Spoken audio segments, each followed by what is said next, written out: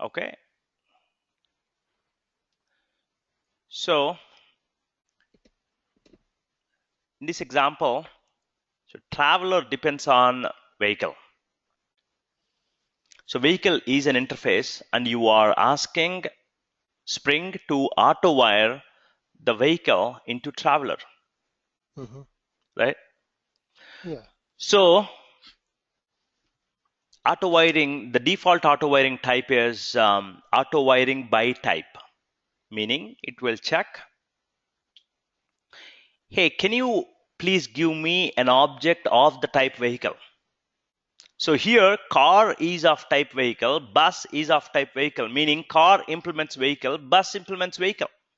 So we Okay. have two objects of the type vehicle. So Spring has a confusion now. Hey, you are asking me to auto wiring by type, and I see two objects of the type vehicle. Which one do you want me to inject? If you had only either bus or car, only one implementation of vehicle, you don't need that. If you have more than one implementations of the same interface and you are depending on that interface, then that's when this confusion. So Spring needs that to be specified. So that is why Mm, you tell that, hey, give no problem with me, that. give me. So now to avoid the confusion or to clear the confusion to Spring, what you are saying is, I know there are two types. Give me the bean with the name card or ID. ID and name, they're interchangeable. So Correct. give me the bean with the name car. And we know that if car is a, can you go to car.java now? Yeah, but Venkat, my problem is not that. Actually, what actually I should use for identifying, because you have used small letters car, Yeah, and I'm that's where my getting there. problem is. Sean, Okay. please. Okay. Okay. So car is an implementation of vehicle interface, right? Wait. So when you say at component or any of those standard annotations, Spring Mhm. loads them and manages the lifecycle for. When, Correct. because you are not defining them in Spring config.xml explicitly. If you define them in Spring config.xml as exclusive explicit beans, you can give whatever the ID that you wanted to give. But here, when Spring loads these classes and manages the lifecycle for the ID, the bean ID is your class name with the first character lowercase. That is by convention, that is what Spring uses. So that is why you are using in your traveler class with in your traveler class C with lowercase. Did you get it? Yeah, but Mm.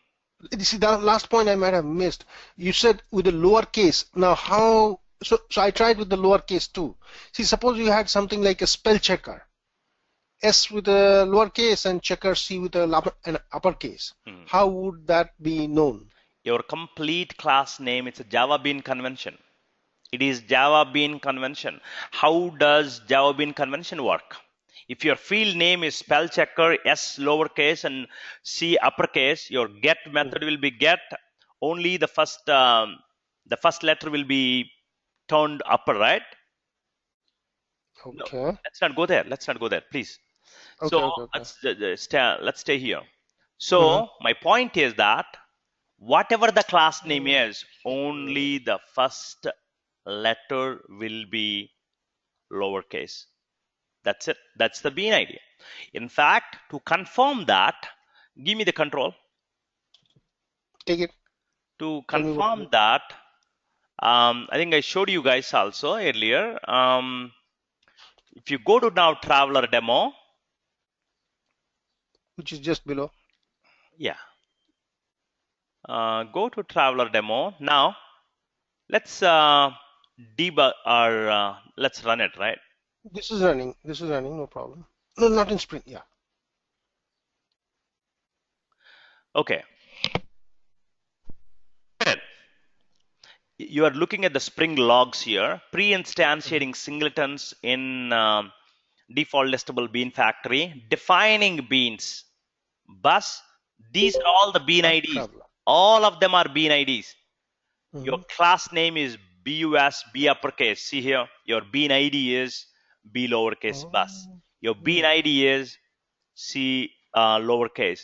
Your traveler classes bean ID is T lowercase. Your traveler 2 classes bean ID is T lowercase. Your truck is T lowercase. Did you get it? These are Mm-hmm. the bean IDs, and this is what you are Okay. specifying there. That's the formal name of that bin ID. Yep. Gotcha. Now let me. Can I Now go go to back your, and yeah. just? Now go to Okay. your Okay. No problem. Let me close these guys and go back to my. So over here I have grammar checker. yep. Okay. Now what I did, I have two, grammar checker and spell checker, just like your bus and car. Yep. Got it. Okay. So the Super. okay. Let me cancel this off. Let me bring up the guy where it's being done. See, I'm then going to remove that. Yep. Okay, at qualifier. And what I did was I tried value, this, that, all kinds of things. So what you're saying is I should try this Yep. and this, right? Yes. Your total class name as is, put it there, and the first letter change it. Simple. Okay. You don't So touch anything. with this, okay, with this one, it didn't work actually. So now let me bring up my runner. This one. This is my runner. Mhm. Okay. So I'm gonna run it now. Shit. Sorry about that. No problem. Oh, it ran. I tried that, I think. Look at Okay, it. I was trying different things. It ran. Look at it. Look at it. Look at it. You don't need to. We don't need magics here. See here. Defining the beans. Read that properly. The bean IDs here. Spell checker. Text editor. Okay, These are all the beans. Go there. okay, okay, okay. Yeah. Spell checker. Highlight that. Text editor. Oh, You have okay, two okay, okay. beans Okay. I there. made a mistake. I made a mistake. Okay, okay. With my grammar component, Sure. with this component done, Mhm. that's what I want to do. That's when it Yep. didn't run actually. So Exactly. spell checker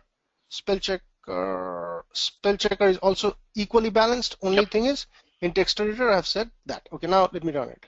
Mhm. Now it'll fail actually. Shit.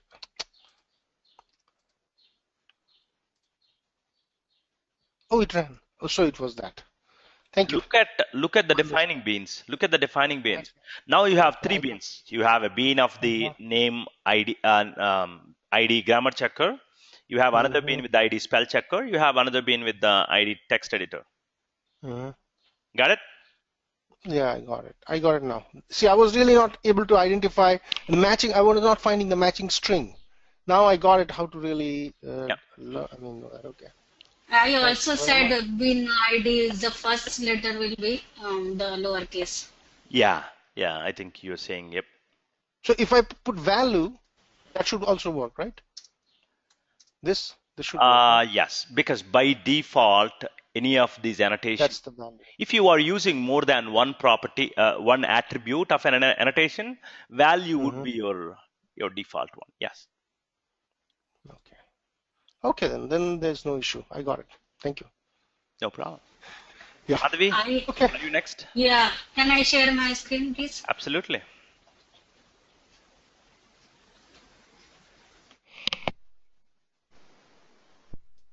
Okay.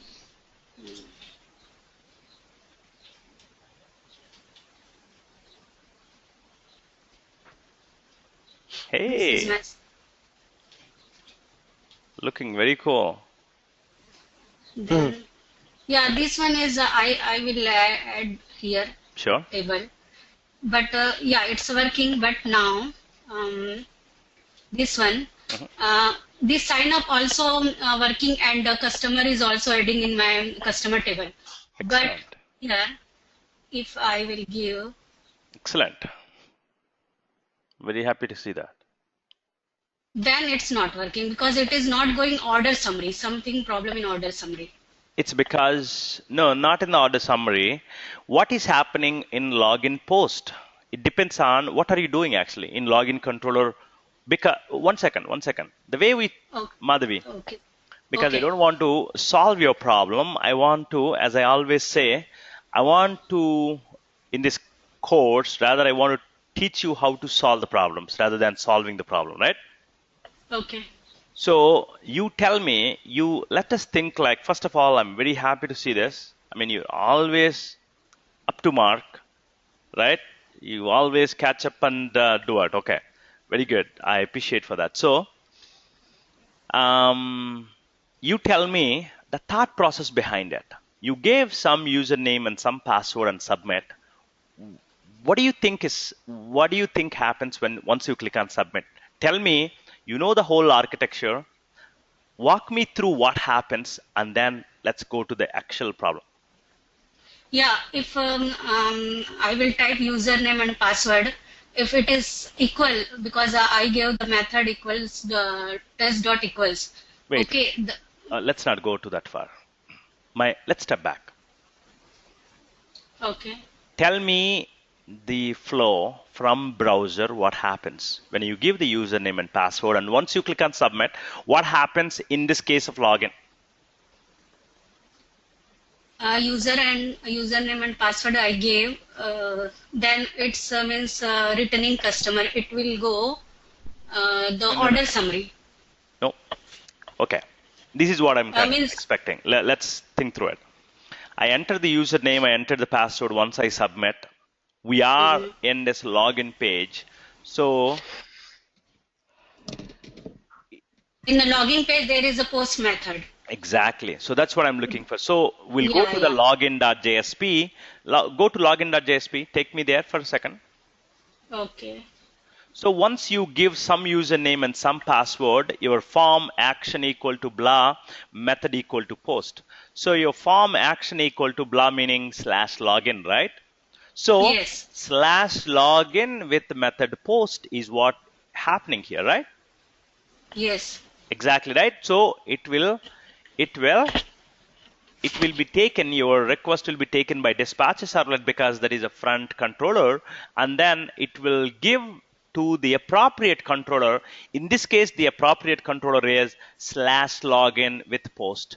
So which controller it takes to? Login controller? Exactly. Let's go to login controller. Yeah, I went to And there then also. slash login post. Yeah, here post. Slash login. Precisely, we are coming to that validate method. You found it. Very good.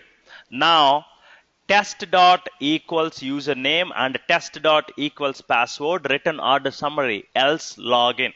So what are you understanding from those two lines? Yeah, means if password and username is matched, then it is going order summary. Otherwise, it is going the same page in login page. Is that what you are understanding? Read the 2 lines of code for me. I'll give you 30 seconds and tell me. Take your time.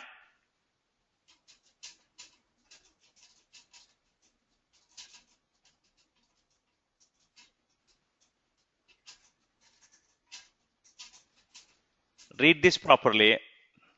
Yeah. Read this So, properly and tell me. mhm. Yeah, the same thing I am saying, Uma. If it is not equal, then it is going same page in logging page, and otherwise it is going But order but summary. but there is a No, slight no, difference between what you said. no. Actually, you need to enter test as username and then password because you are saying the string test if it equals to username, then only it will execute it. You are entering MA instead of O test.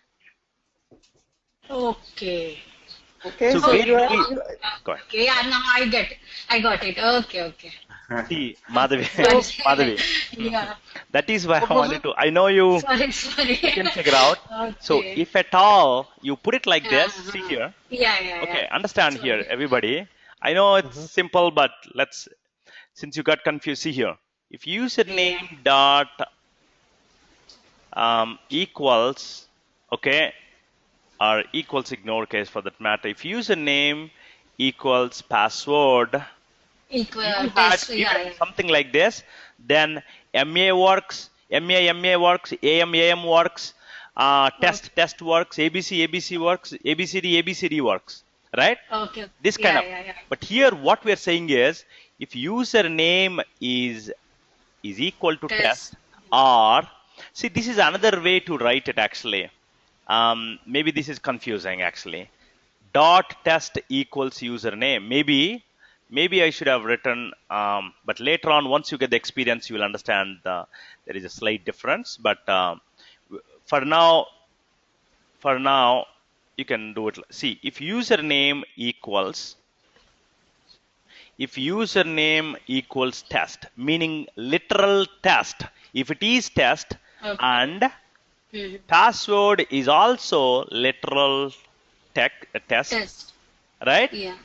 Yeah. Then, So then go to order summary. The reason I flipped, maybe you'll understand later when you get some little bit of experience. If yeah, now, in this case, it's maybe I can clear. tell you. No, you don't need experience. See here, I'll tell you. If username is, it's pretty straightforward actually. What am I thinking? If username is null dot equals, anyone in the class? If username happens to be null, for whatever the scenario, if username happens to be null dot equals, what happens?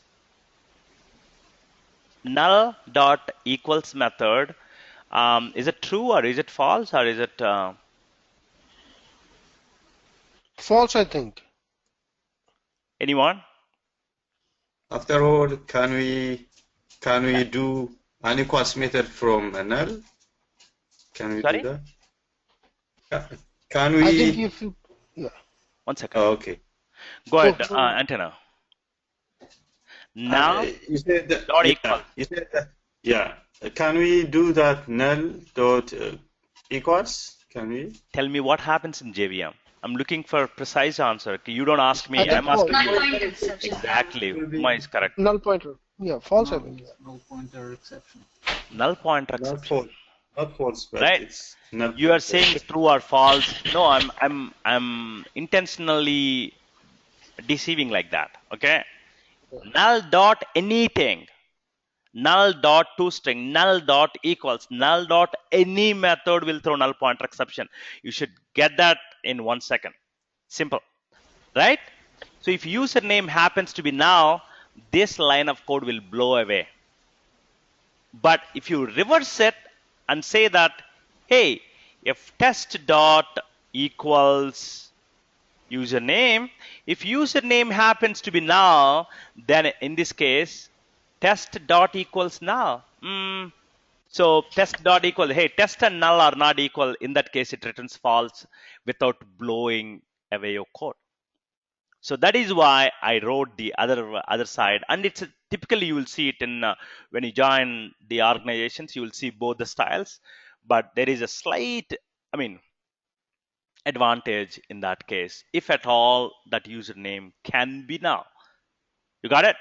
Null dot any object. Next time I ask you, null pointer exception. Null dot any method. Null pointer exceptions are the easiest exceptions to understand, to debug, to fix. Okay. Uma, you done? Not Uma, Madhavi, right? Yeah, I'm done. Yeah. Thank you. Yep.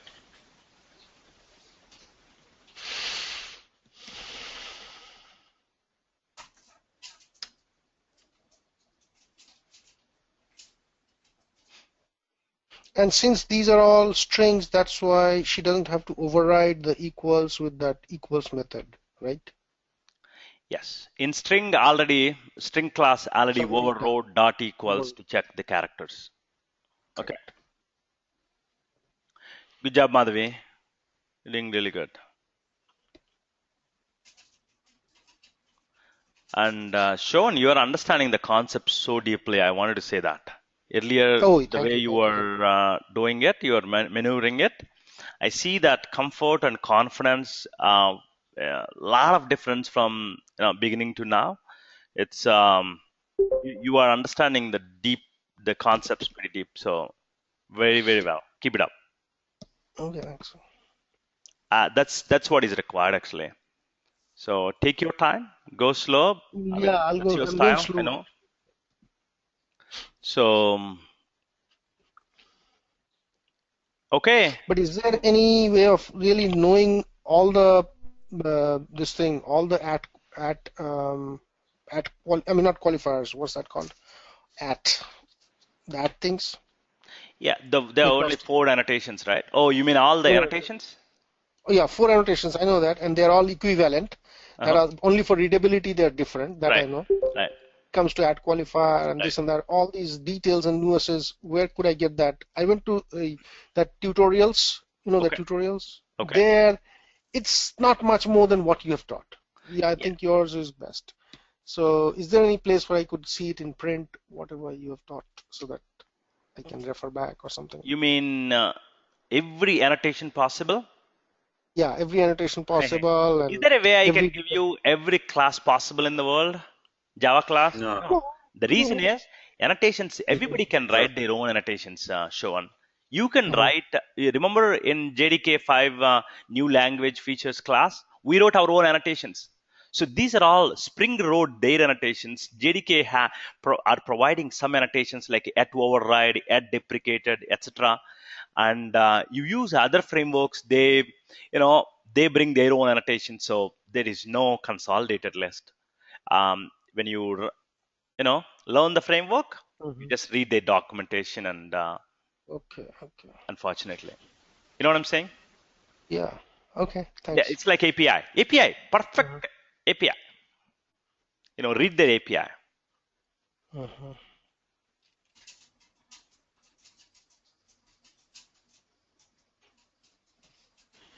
In our e-shop, can we put in home page some images because we have 5 products, watch and Yes, what is yes, this yes. book. Let's try So doing can we that put? today. Yeah, Okay, can. today's class is going to be more UI.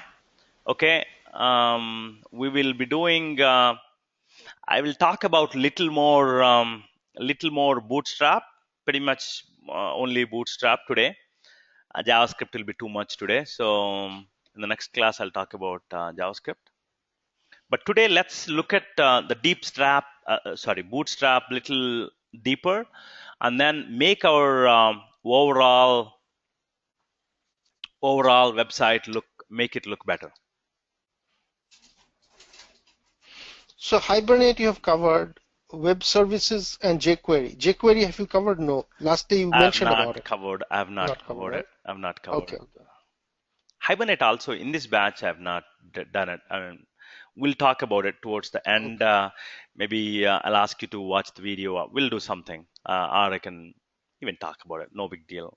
Okay, no problem. Yeah, your choice. I'm just verifying whether I I'm really missed it or not. flexible. Um, okay, what's going on here?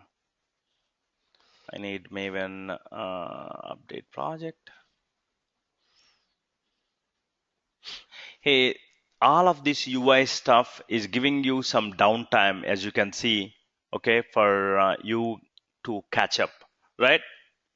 So please catch up, and I'm here to help. Like today, we spent a decent 30 minutes on explaining the stuff that we already did. Now, n- the second time, third time, right? Now the concepts will go into your bloodstream better.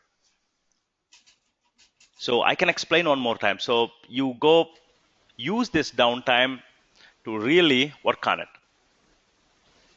Yeah, can you explain the bootstraps because Oh yeah, Bootstrap I'll explain. No, I'm talking about these concepts like how we did Spring and some simple stuff, right? So use this time to catch up is what I'm saying, because what I'm teaching in the last class and this class is pretty much UI stuff. It doesn't take whole lot of effort, right? Yes, yes, yes. That's my point. Yeah.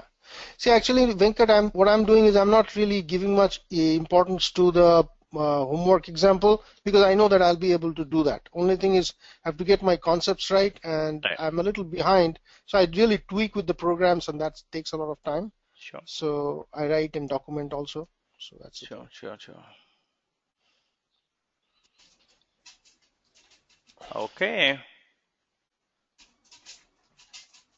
Let's see if things are still working. And then, yeah, today's is all Bootstrap. So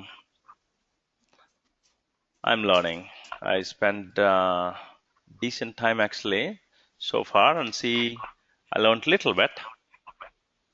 Um, okay, this is good. Everything is good. Looks like. Yep.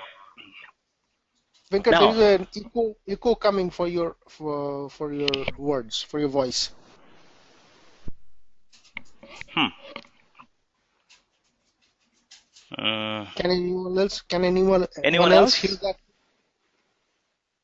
Is my voice clear, or any problem? Yeah, some echo, some echo. Yeah. Maybe one of you looks like is not having a headset, and Yeah, I you have. just, no, I'm just thinking one of you probably turned up some volume on their speakers, which probably can give echo. Now is better. Yeah, now it's better. Now it's clear. Okay, good. Thank you for whoever that one is. Thank you for muting yourself. So, okay, guys. So let's have some more front end fun, right? So first thing I want to do is let's understand what Bootstrap is actually, right? We talked about three things from whenever we talk about the front end: HTML, CSS, and JavaScript. HTML gives structure to your page, CSS gives styling to your page, and JavaScript gives dynamism or behavior to your page.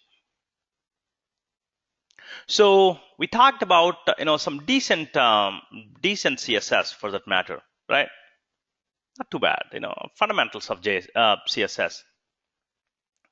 But the good news is you don't even have to have this much knowledge of CSS too. So in fact, JavaScript also, you don't have to have a whole lot of JavaScript experience and CSS experience to make your websites look neat and pretty elegant. What Bootstrap does is Bootstrap provides bunch of CSS classes, like how we did it. Bootstrap provides bunch of CSS classes, something like, let's say that there is a Bootstrap class called container. Okay, there is a Bootstrap class called container. If you use this Bootstrap class on any container, then what it does is, by default, all of your content goes to the left of it, right? Your all of your content goes to left of it. I know we gave margin, etc., right? So we gave this margin left. What is this? Margin left 10%. All of this we explicitly gave, right? So this is the default. This is how the default HTML. So by default, it's complete to the left. No margins on the left side, no margins on the right side. It takes up complete your page. So what Bootstrap does is, if you use a class called container, it will bring nicely everything to the center. It gives enough margin on the left, enough margin on the right, top, bottom, everything. It makes your page look centered. Okay. Similarly, if you use a class called table, your HTML table looks bigger. Not only bigger, but it fills the screen with the data and properly aligned. Bootstrap class nav bar, we managed to create this navigation bar. So all it is doing is it created bunch of styles for us, and all we have to do is, without having to know under the hood stuff, It is a framework. That is why Bootstrap is called a framework. So you can use that framework's classes without having to know what's going on under the hood. You don't have to learn a lot of CSS3 elements. You don't have to. You just use Bootstrap classes, and as is, it makes your website look pretty elegant. That is what Bootstrap brings. It's a framework that gives you a lot of CSS classes, and you don't have to know under the hood a lot of CSS stuff. All you have to know is how to use these CSS classes, and your page looks much better. That is Bootstrap, actually, right? So I've taken out the body. First of all, let me take out this background color. It's not looking, I mean, it's okay, but let's leave the white background. Okay? Now, let's make it look better, the website. What I want to do is, I want to center all of this content. Okay? Yesterday we looked at Dick's Sporting Goods, right? Look at this website. Even though I have this big browser, see how the content is nicely centered here. All the focus is here. It's not here. It's not here. It's the content is nicely centered here, right? Any good website does that. So let us do that too. All we have to do is, it takes a lot of CSS to, I mean, lot meaning, I don't know, at least to me it's a lot. I'm a beginner guy in this area, so it takes decent experience or decent CSS to take it. But what Bootstrap does is, Bootstrap provides a class called container. Okay? If you wrap your whatever your content is inside the container, Bootstrap will automatically give enough padding in every direction to center your content. That is the beauty of it. Okay, so let's go to, first of all, let's start with the header. This is coming from header.jsp, right? In header.jsp, let's go there.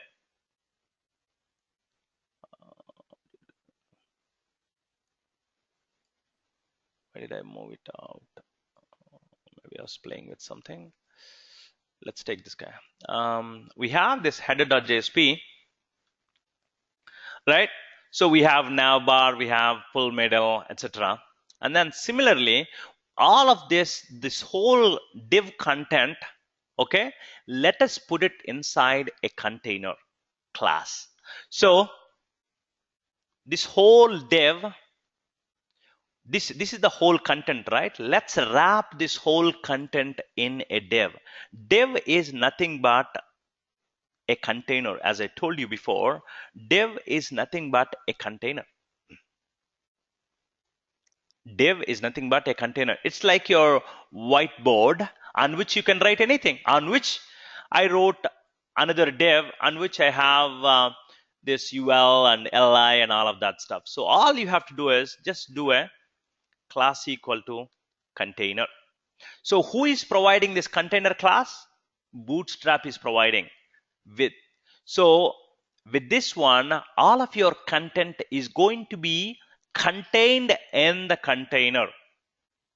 Bootstrap under the hood, it manages the container. Look at it. So this automatically centered it. What happened earlier? If you just remove this guy, you know what happens?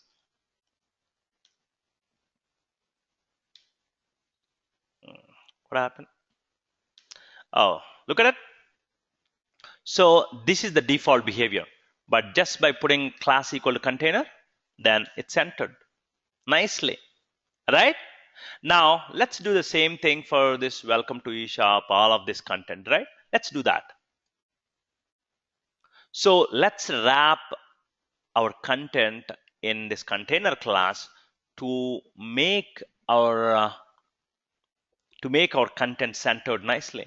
It gives a nice what do you call, padding in every direction. And then let's go to home.jsp. And then here also we have one H2 here. Welcome to eShop. And then we have a table. So all of this content, I want to put it inside a big div. So div class equal to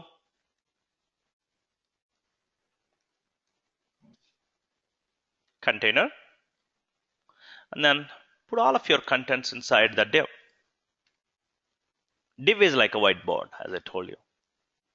And then you can format this guy a little bit. Now let's look at it. Hey, look at it.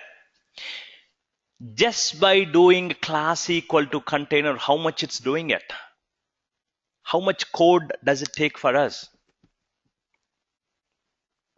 It does. It does. A guy like me, it takes decent time. Okay, so we don't want to do that. So we can use Bootstrap framework for this one. This is beautiful so far, right? And then let's do more. See the second page. This looks ugly at this point. Let's go to shopping cart, and then is it shopping cart JSP? I think so. You have added the following items. Yes. So we have a H3 here, and we have a table, and we have these H2 and H3. Let's put all of these guys in a big div, and then let's say that let's add a class called container.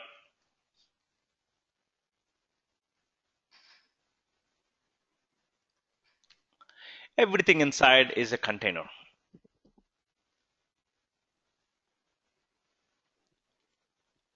If you want to, if at all, for any reason, look at it. Just by doing that, your page, see, it's centered nicely, right? It's centered nicely. And then if you want to shop more, please click here. Okay, this is centered nicely. If you're done shopping, hey, this is your login page, right? Let's do for login page also. In login page, we have one H3, and you have your total form, and finally H3. So let's center everything.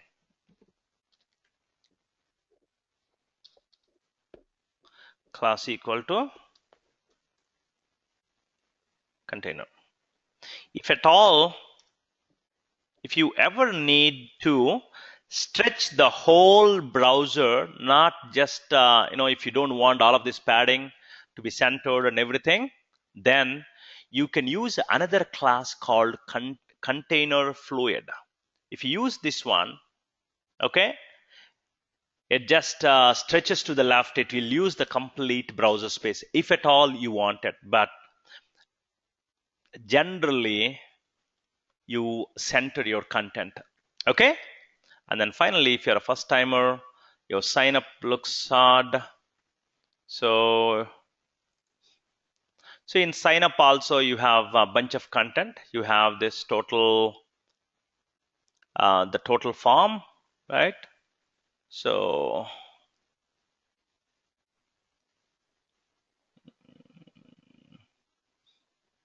you can do all of this all the way here, I think. Whatever you have here, right?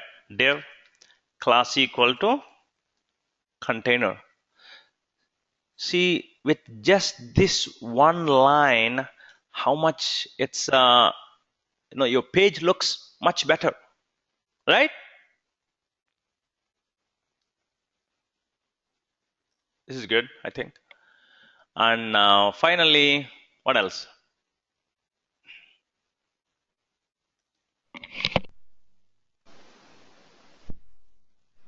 The text boxes is not. Yeah, we'll get there. We'll get there. No, we are only working on one aspect, right? So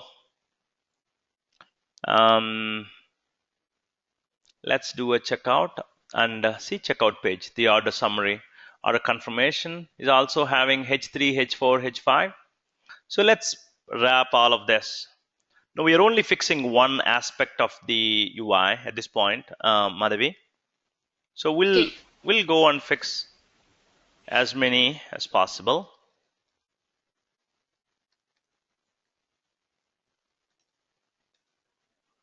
I know.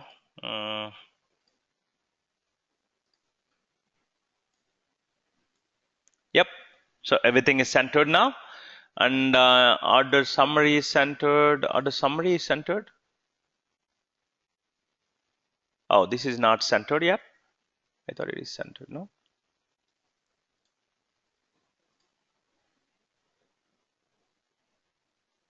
Or shop more. Yeah. Okay. Let's wrap this guy. And where is your confirmation? Oh, the confirmation if you're done shopping. This is not centered yet. This confirmation page. So let's center this guy also. We have H3 and we have one table, etc. We'll say div class equal to container.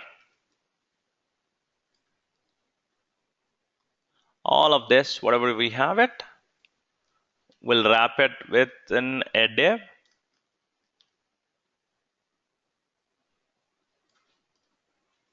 Very cool.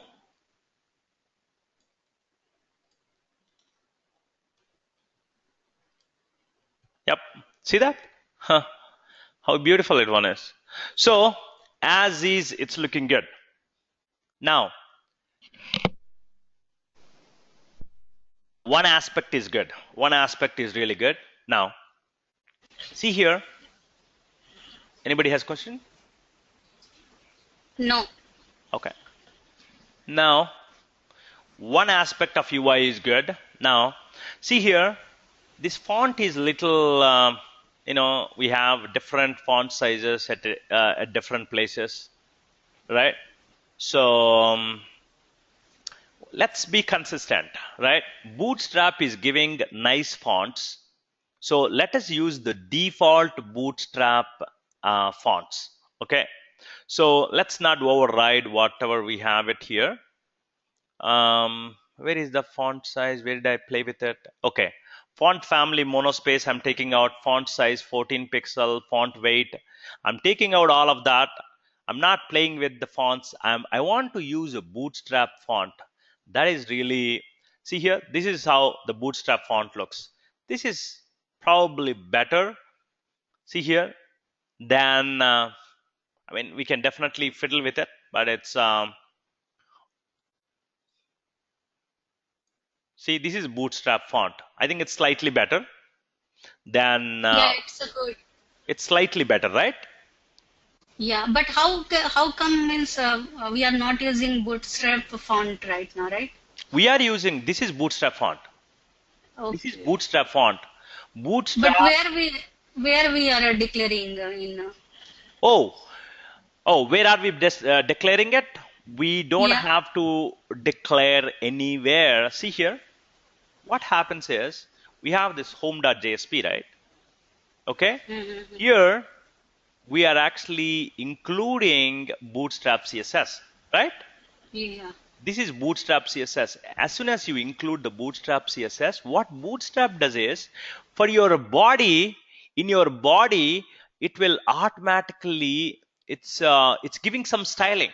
Hey, I want this kind of font, I want this kind of a font size, I want this font family. Bootstrap is coming up with that, Madhuri, and for everybody. Okay. Get it? So that is why just by using Bootstrap itself, your web page looks slightly better with Bootstrap font itself. Your browser also comes with the default font. You know that, right? If you take this guy out, whatever it comes with it is the browser fonts, right?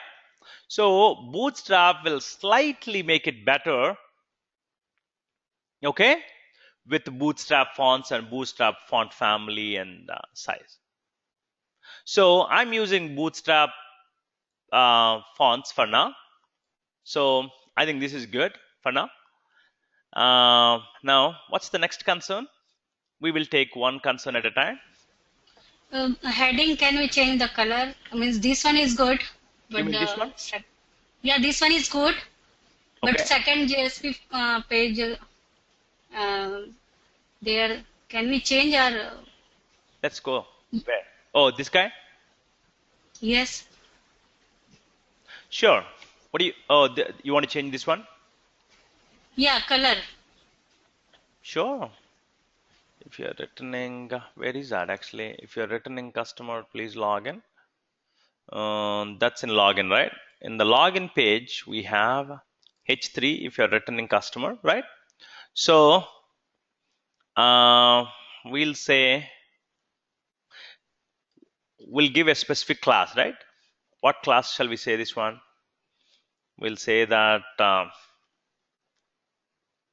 we'll say login. Yeah, we'll say login. And then in our eshop.css, how do we say it? We can use the descendant selectors. We can say that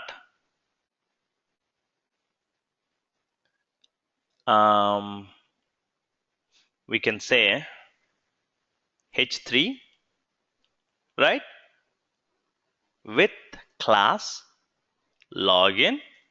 Please apply the settings. h3 with this login css. Please apply the settings. So what color do you want?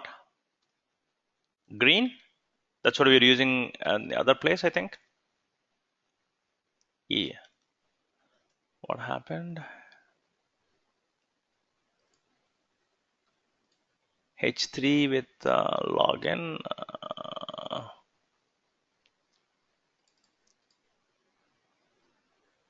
Oh, did I give space? Okay. Yeah. But I like this one better. So what did we do here?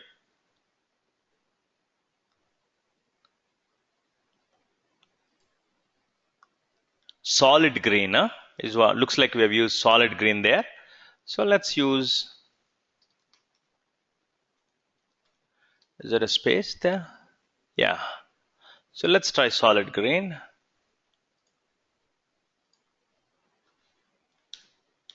If you are a returning customer, please log in. No, that's solid green went.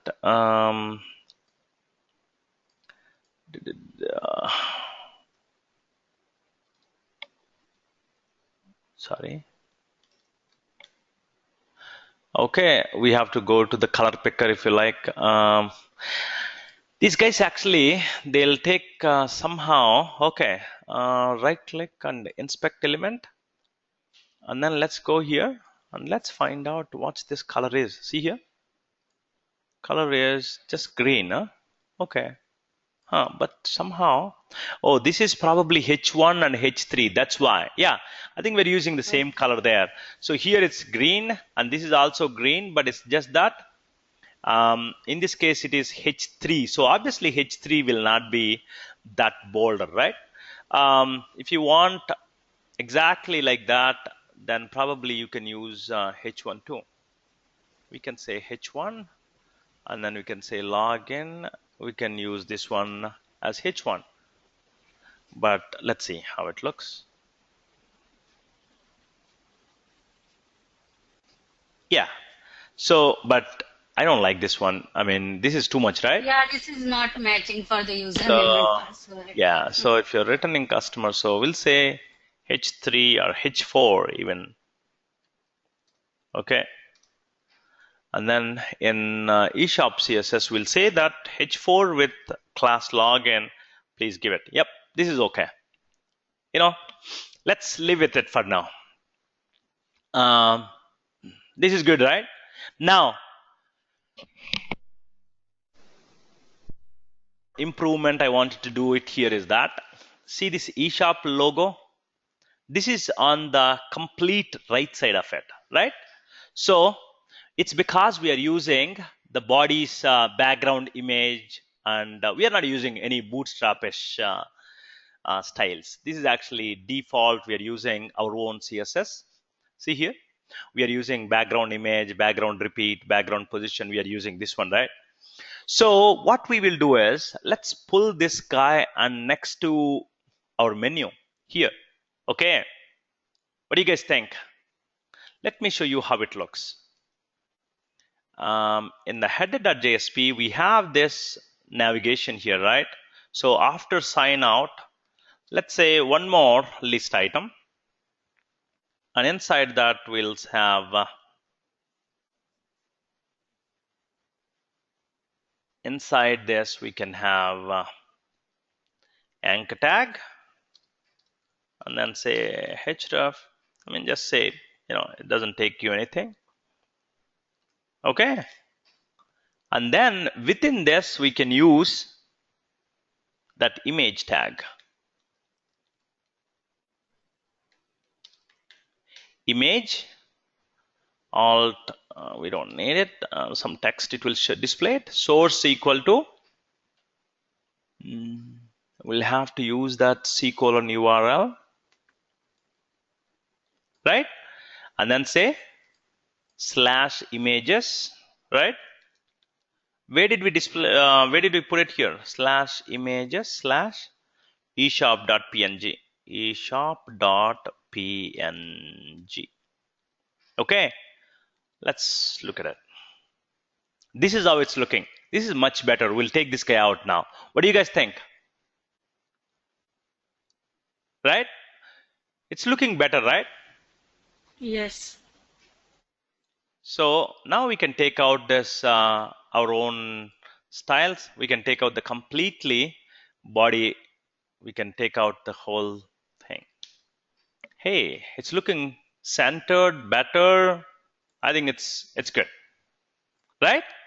So this is definitely one improvement. And what's next? Let's go to sign up page. Sign up page is looking pretty ugly. This one, right? So what we will do here is that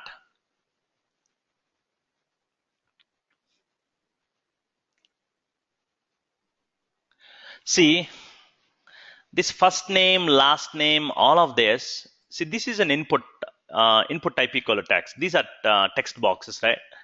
These are actually labels. These are actually labels. So we did not use label at all. We just wrote it like that. Okay.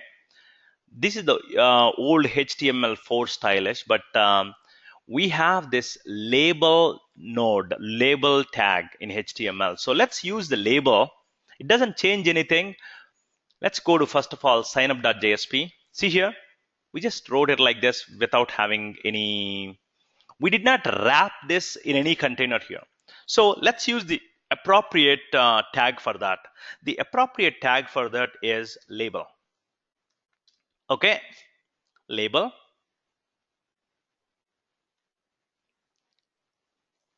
And then we'll say first name. And then in the label, what you can say is that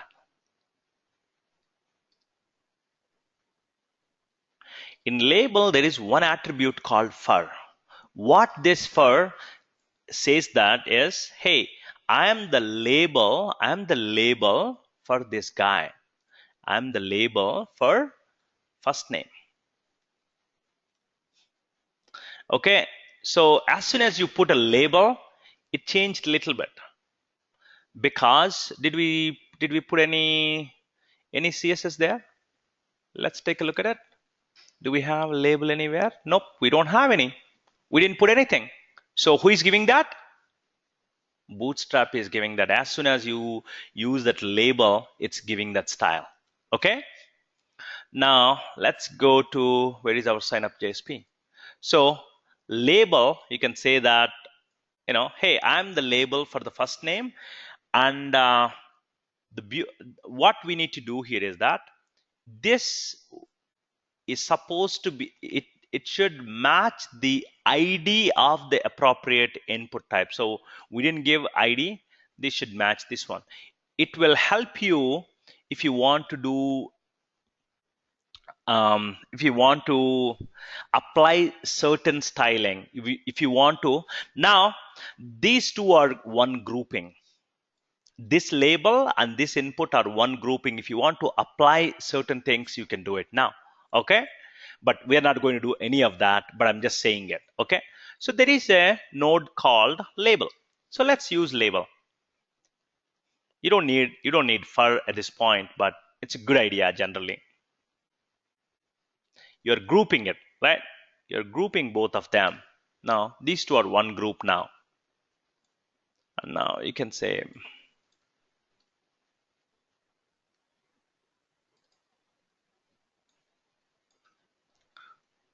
okay,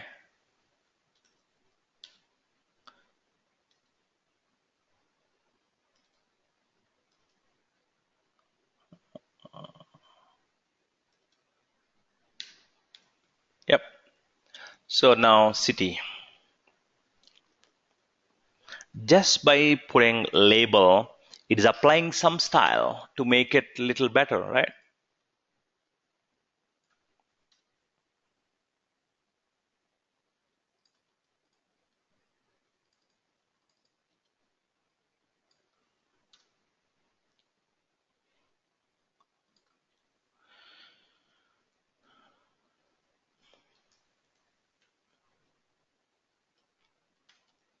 That's it. I mean, it's making slightly better, very slight. So, right. So now this input type text box for these also, for these text boxes also we can use these bootstrap classes. First, actually, let's look for these bootstrap classes. Actually, let's look for them. Let's look for them. I actually don't remember. Let's Google them for bootstrap classes for Alignment. input. Alignment, let's see, alignment, one way to achieve it is, I'll tell you one way to achieve alignment. But without using bootstrap though, what we can do is, see, we have a label now, right? So what we can do is, hey, every label in my entire application, I need width of 100 pixels. Now look at it. Everyone gets this 100 pixels. Now we got the alignment because this guy got 100 pixels, this guy got 100 pixels, this guy got 100 pixels. Even though zip is smaller, even this guy got 100 pixels. So this is one way to get it. I think we can live with that. This is one way to get it. But I think there are bootstrap classes also to make this, you know, overall this input feels to be slightly look better. So let's look for them. Bootstrap,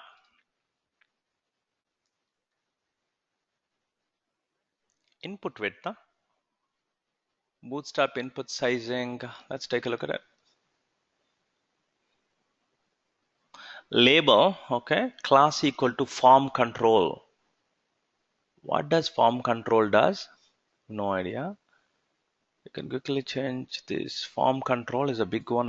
I'm a small default input. If you do a form control, looks like it does the big one. So let's do a class equal to form control. Let's see what happens. Sign up.jsp. Our first name, let's say,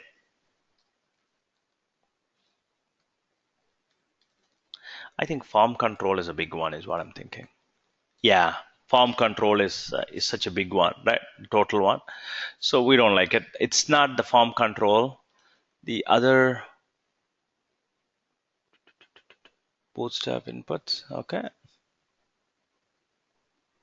Form group, okay. So this label and input, right? Bootstrap forms. Let's take a look at this form label. I don't like these big forms.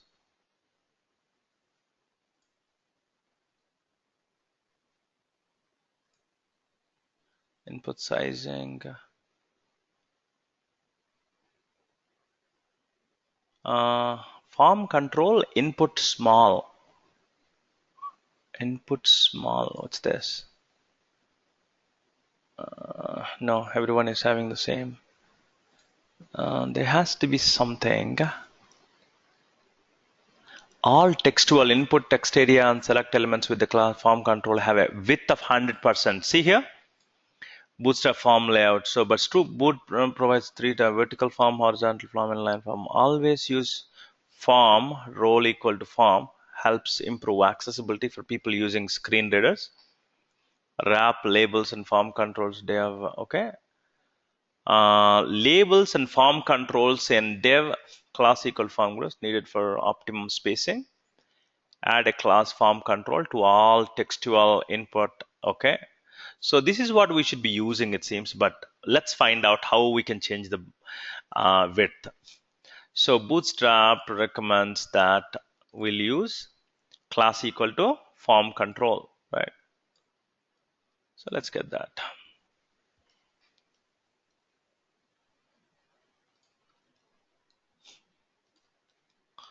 And then we'll worry about width. I know I don't like this one too, but last name. So we're learning together. I never had to. Value equal to input type equals subnet. I think everything. Hey, actually, by the way, this is a button, right? This is a button. You don't have to say input type equal to submit. Actually, we can use a nice button itself. You know, we can say button. You can say in the type equal to submit value. There is no value. We can put this guy directly like this, and then you can close the button like that. Okay. And then Venkat, how are you knowing these things from W3 schools? yes, W3 schools, and then also, yeah, I'll tell you what's happening here.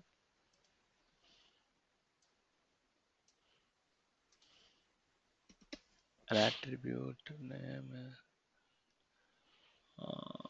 button typical submit.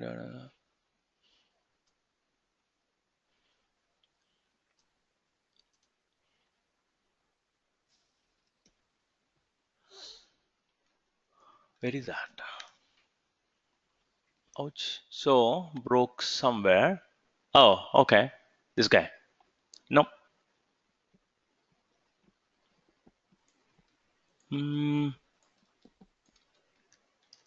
Not following. Oh, that space, huh? Okay. Now, this is how it's looking. First name, last name, address, city, state, zip code, add customer. You like it? I don't like it at all, right? This is not good. So, yeah, it's too big. I don't like this at all. So, how do we change this guy? So, but this form control, right? Now width. Let's read. I have not used it, so that's why also input sizing. Hey, input sizing. Set the heights and heights of input elements using this one. Set the widths of there you go. Set the widths of element using grid column classes. Okay, let's play with it here a little bit. Default input size, input large, input small, input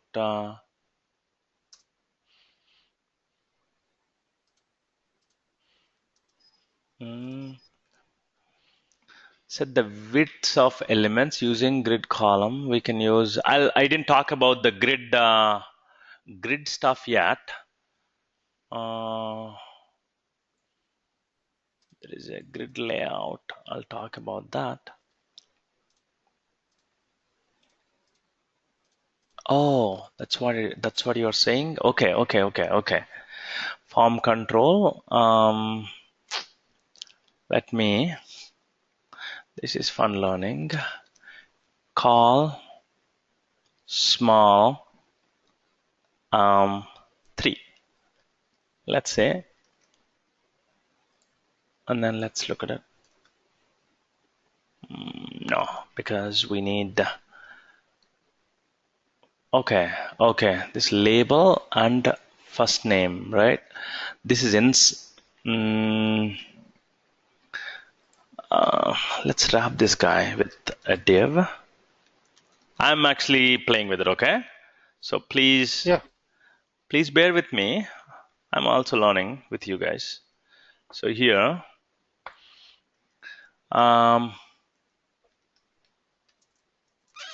okay, so class equal to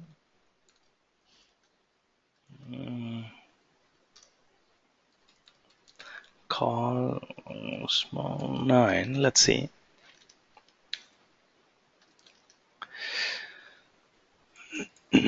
This is 9 and this is 3, right? I thought this is class. It's not inside a container. I thought we are inside a container. Do class equal to row.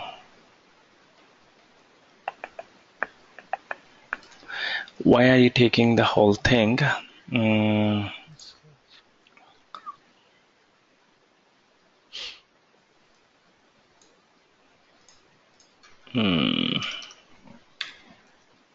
No, but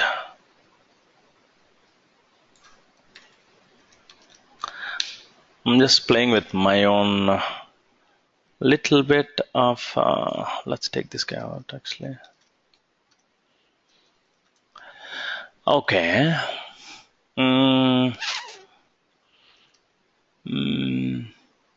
I said dev class equal to row, and then do we need a special? No. Label for first name class equal to. Then of input first name form control. Then let's take this guy out and see.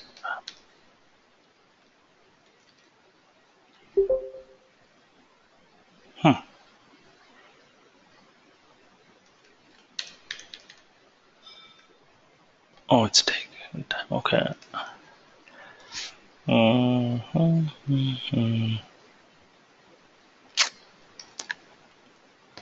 Yeah, I don't like it.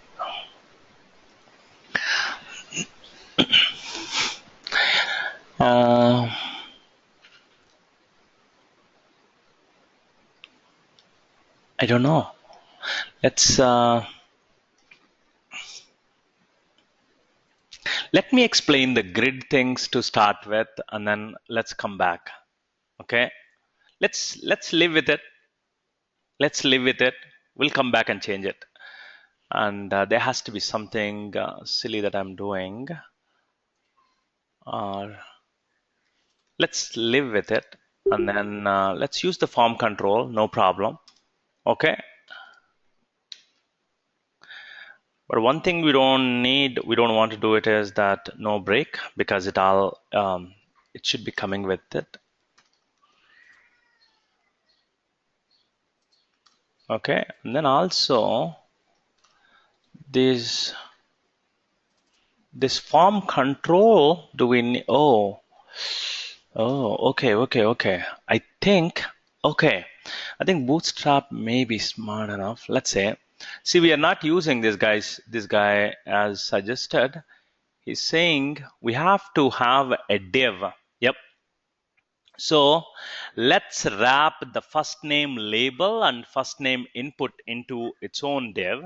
Okay. Let's see. Again, trial and error.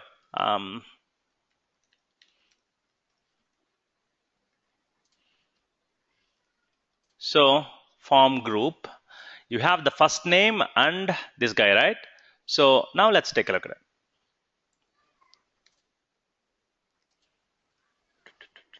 Okay, form control.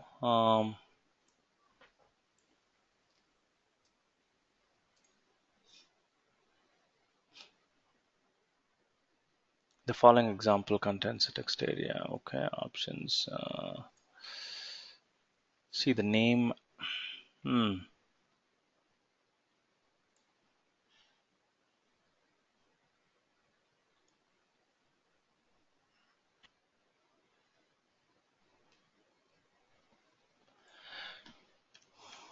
Why not bootstrap input with group? Okay, let's take a look. There is a inline also, but maybe it is going one line, right? Yeah, div class equal to row and okay, okay. Maybe let's try that. Group in a row. Okay, let's take a look at this guy.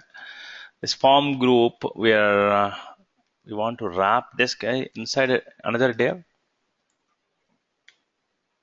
Is that what it does? Nope. But let's form group. Not with the whole form, with just one here. The new JS fiddle. Okay. Let's look at what this guy did.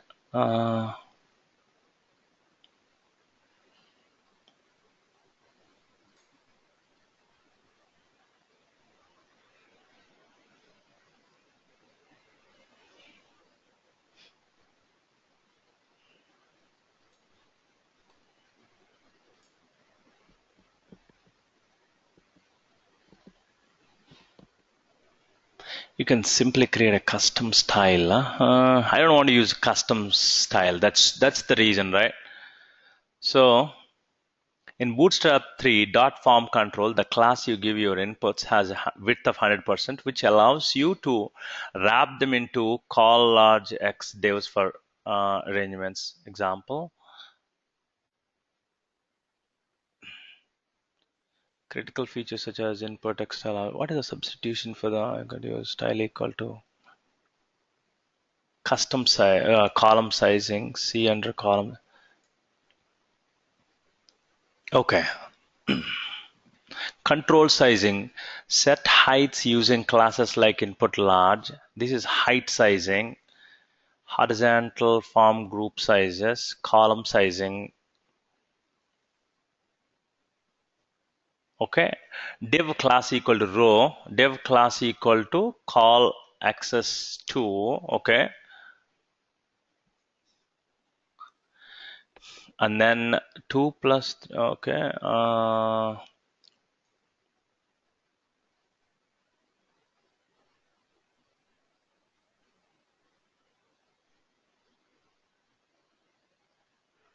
I know I'm definitely okay. Large label and large input. Okay. Form horizontal. Okay. Man, there is in the form itself, you can specify the form horizontal, it seems. I don't know what it does, but let's take a look at it. On the form, we can give this one, it seems. So um, maybe this does magic. So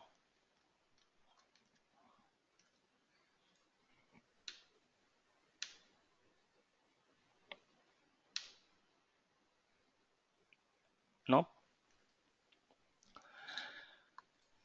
something I'm not using. Form group large. Okay. And then call small control label.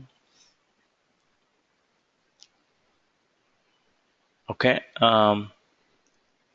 Div classical form group large. Sure.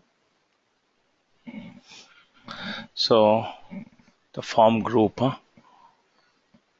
I thought we are using the form group already.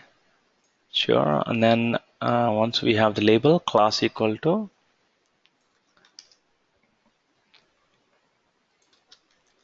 this guy is 2, and then the other one is 10.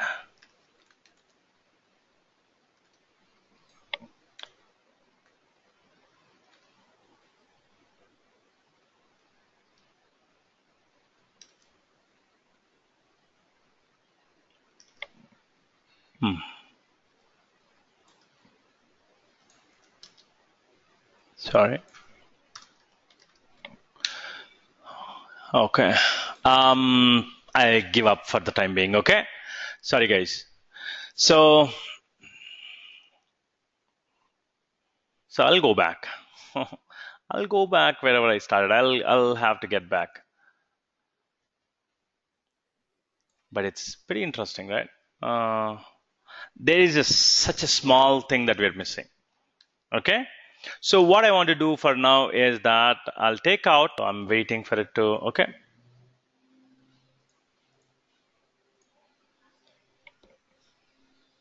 So I'm taking out this guy, taking out this guy, taking out all of this guy, taking out all of this for now, and then let's live with it. Okay, looks like I stopped the server, so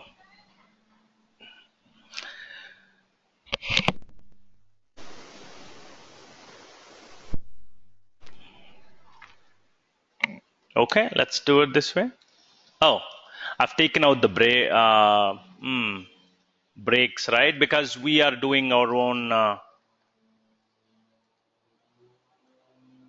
we are using our own breaks.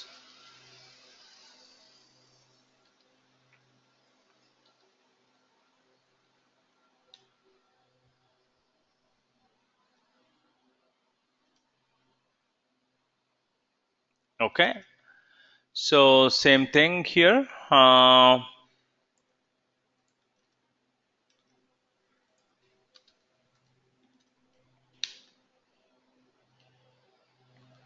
Okay, first name. Oh, let's take this guy out.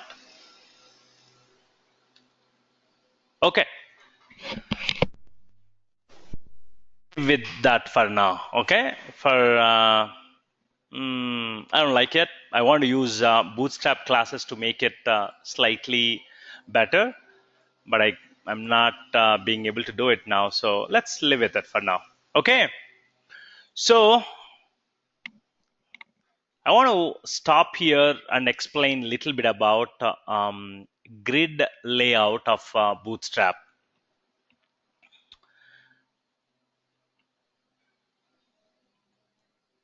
So let me show you with an example, right? In home page, let's say here, we wanted to provide, let's say in the home page, we provide all the products and their images, etc., etc. But finally, we wanted to show some deals here. Okay, so we wanted to display some deals here, and we wanted to display something else here. We wanted to display something else here. So we want to display 3 sections side by side, right? So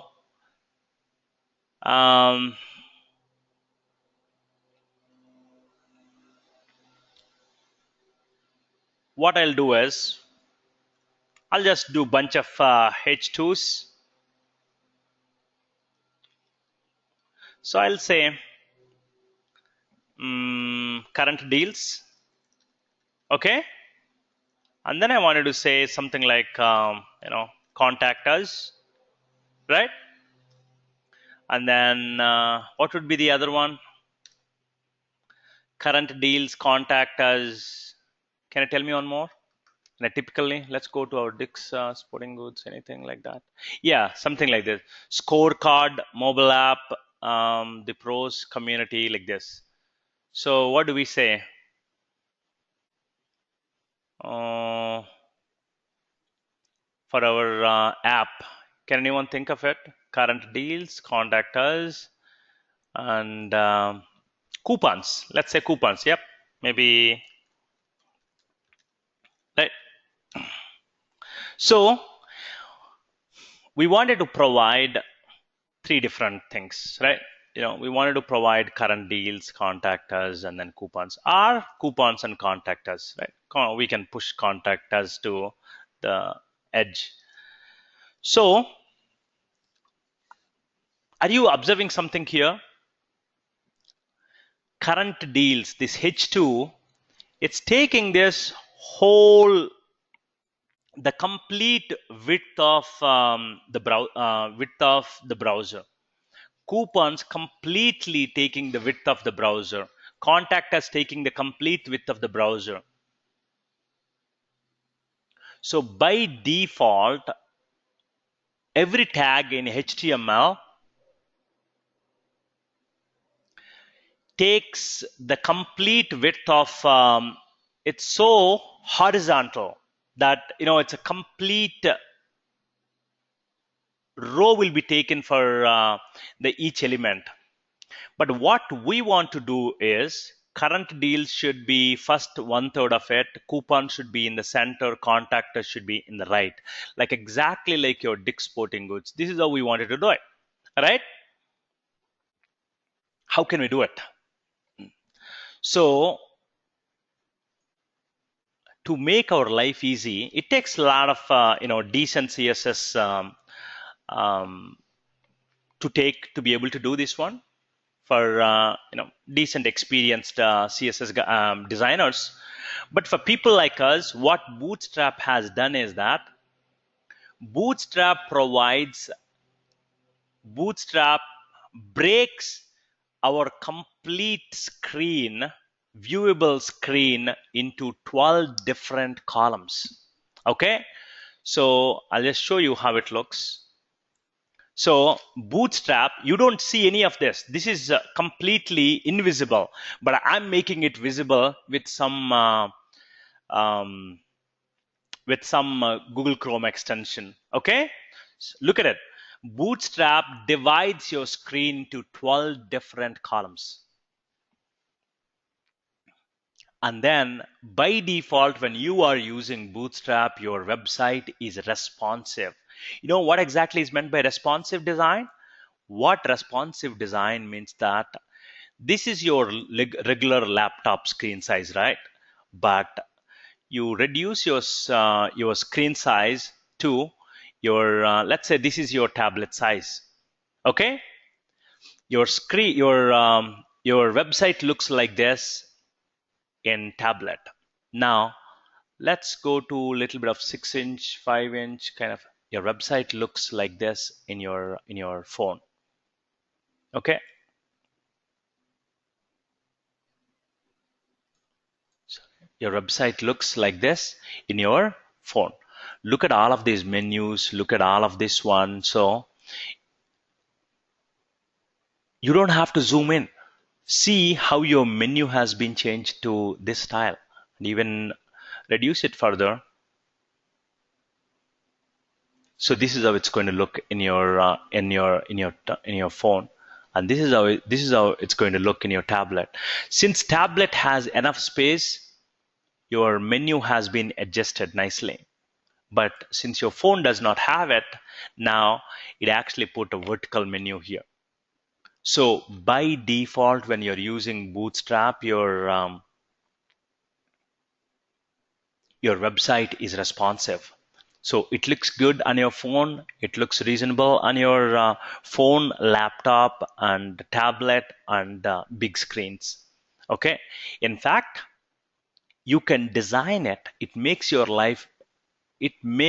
you to design also. Hey, I want this current deals because I want this one to be focused more in the center. So I want this current deals to take the complete row in my phone, but coupons and contact us can share the row. So you can do that. So your Bootstrap gives this kind of grid layout. Okay, it's very popular, Bootstrap's grid layout. Okay, it divides your screen into 12 different 12 different columns. This is how. See, it gave enough margin here. It gave enough margin here. And see your eShop, actually, your eShop logo is 1, 2, 3, 4, 5, 6. It's from 6 to, it's between, it's mainly on the 7, 8, 9, 7, 8, 9th column. Okay, and it gave enough margin here. If you want to push this eShop to the end, you can do that one too. Okay, now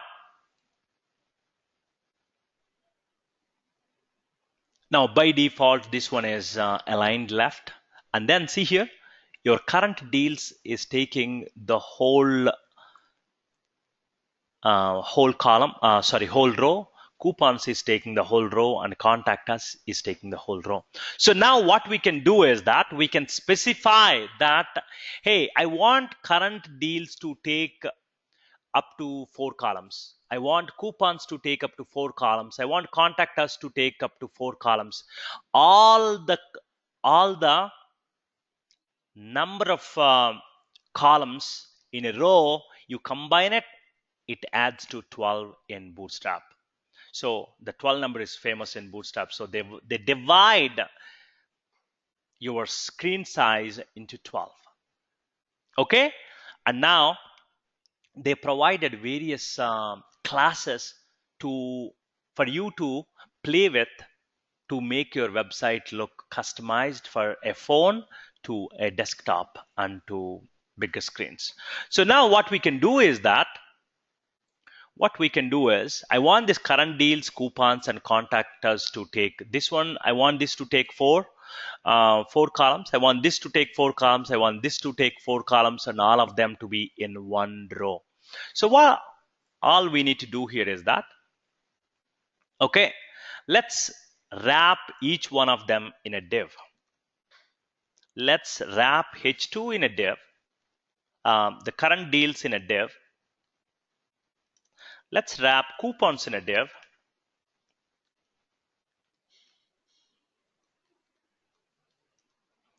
Let's wrap contact us in a div. Sorry. Okay, now what we will say is that div class equal to, in a medium screen and above, I want this to take 4 columns. Columns, MD stand for medium, and how many number of columns you want this to take it. I want this to take only 4 columns. Okay, I want this to take this 4 columns. And now as soon as I put it here, what happened here? See here, your current deals took 1, 2, 3, 4 columns started, and then occupying from the 5th column onwards. But I don't want, this is taking the rest of the screen, right?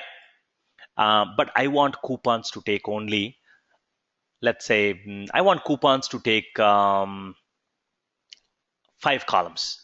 Okay, so how do I do that? Well, and then I want this one to take 5 columns. And now take a look at it. Now, so 1, 2, 3, 4 has been taken by current deals, and then 1, 2, 3, 4, 5 has been taken by coupons. Your contact has started from the after this guy, after this 5th one is done here. See here, now you are using your horizontal space nicely by having all of these columns. So you're using your screen size very efficiently with this one. So this is how we do it. Make sense? It always has to add up to 12. And now ideally what you should do here is that 4, 5, and this one you should say explicitly 3. Say this explicitly 3. Okay? And now you may want to look, you may want to check how it looks in your tablet. See here, in tablet it is looking like this. Why? In tablet it is looking like this. Your current deals, coupons, and contact us, all of my hard work is gone. I want all of them, all these 3 of them, to share my horizontal space. See, all of this horizontal space is white here. I want to utilize it. I really want to utilize it. How can I do it? Well, all you need to do is, hey, not only from medium and above, I want this structure from small and above. I want small and above. Now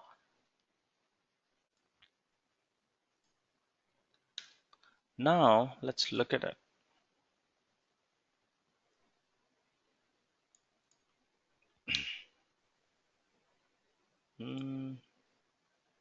What happened?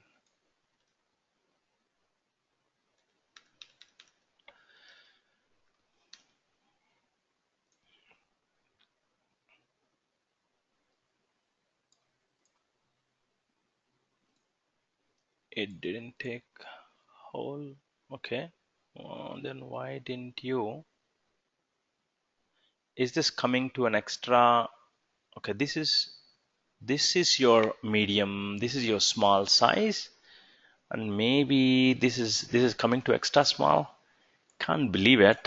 But let's take a look at it. Calls. There is another screen size called extra small.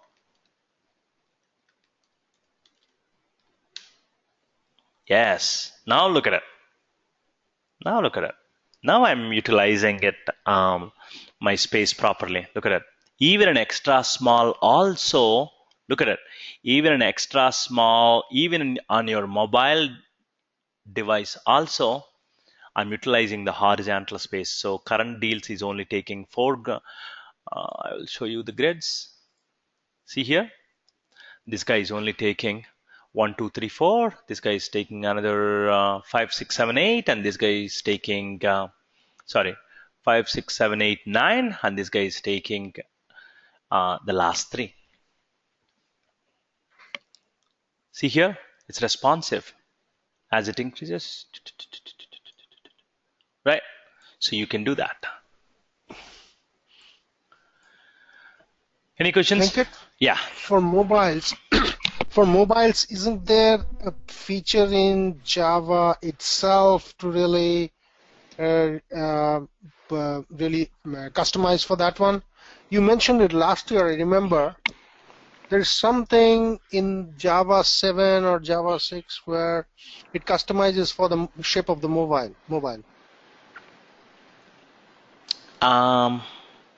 No, Java is actually on the server side, right, Sean? No, I understand that, but Java or the website you mentioned about mobile last year, Yeah. that there is some new feature which really customizes for the mobile. Mm,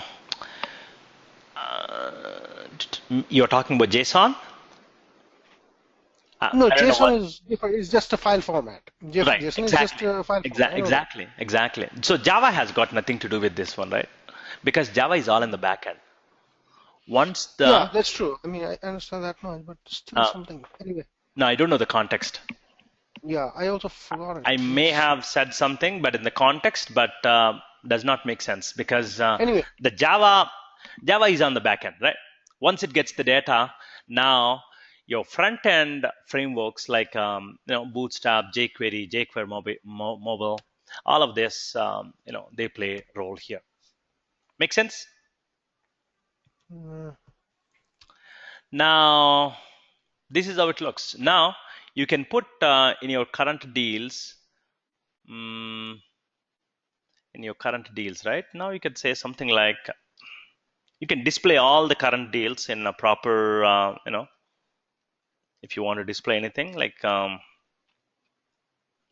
do you want to say? List item, Diet Coke for 50 cents.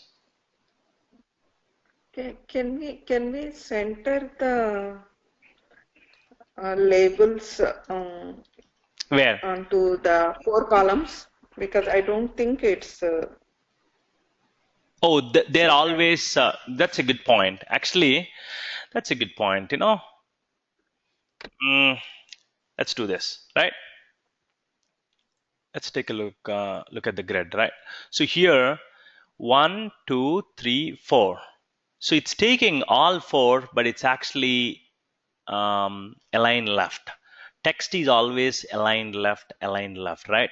So you can use a class called, again, Bootstrap. It's called text center, if I'm not wrong. Okay? Now look at it. 1, 2, 3, 4. See, it's nicely centered, right? So of course this guy is not centered, but this guy is, right? So I'll take this guy out. There should be another way to that. Look at it. Right? Now we can do the same text center for all of them.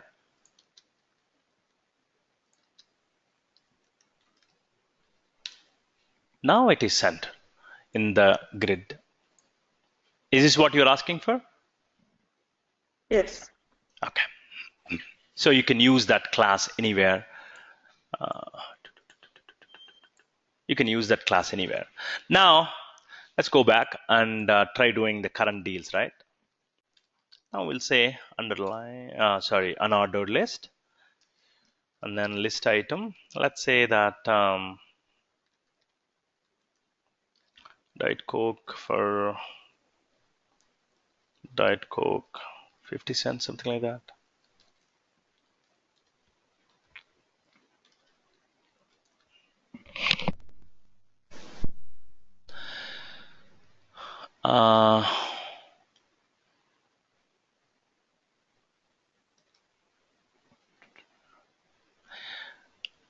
It's not looking really good. There is a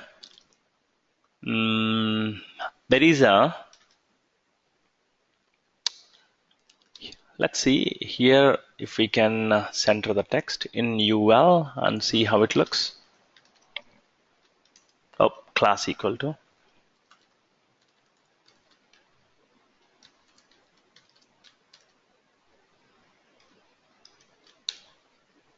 Nope, it did not do anything. So that is okay. There is a, you can take this guy out actually. What is that called?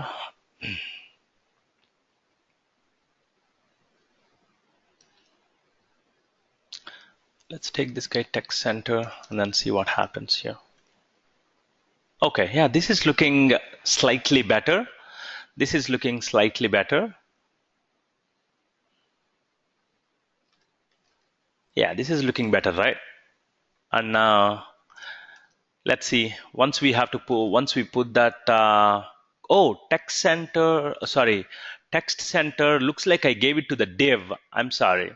So class equal to, for H2 we'll give it text slash center. That is why earlier I made a mistake. See, yep. So you can do like this. You know, this is your centered, but this is your all of the list. So Diet Coke for 50 cents, and what else you want to do it? iPad for $2.99.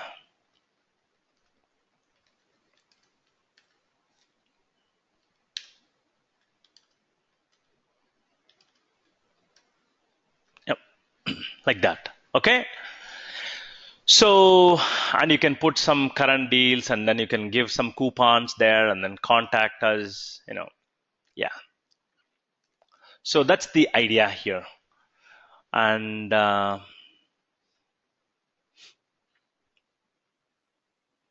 that's it. If you want, you can give something like, oh, by the way, so this is first row here, right? Current deals, coupons, and contact us. Again, on the second row, I want to have again 9 plus 1 plus 2, right? How do I do that? So again, all the columns in a row, they match to 12. So how do I do that? You can do the same thing. Again, you can start one more div and then say class equal to every 12, it will automatically change it. But what you can do is to be explicit, to make your code explicit, what you can do is you can wrap this whole thing in another div and then say, hey, I want all of them to be in a row. See here, this is a better coding actually. So div class equal to row. So all of this make up the row.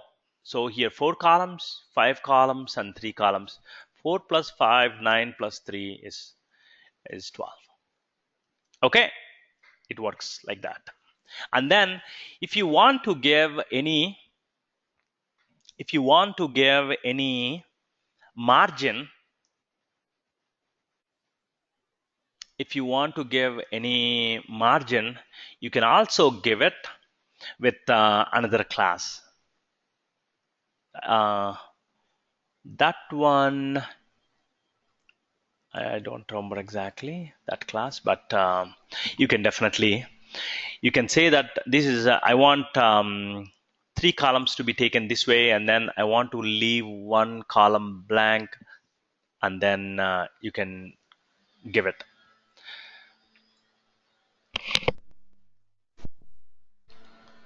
I actually played with it, but this is good. This is good to start with. And then what else we want to do it? Yes, I want to show you one more thing. See, this is a table, right? I know I don't like this table. Ideally, we want to display all the images like this, all the images of the products that we are selling. Okay? I mean, we can do groupings if we have the groupings, but at least we can, like in Amazon, we can show all the products directly. These are all the products, right? So we'll show all the images of the products. Ideally, we should do that, but I wanted to show you something. Just this is a table, right? This is a HTML table. Just by defining table, your class equal to table. List one is our own.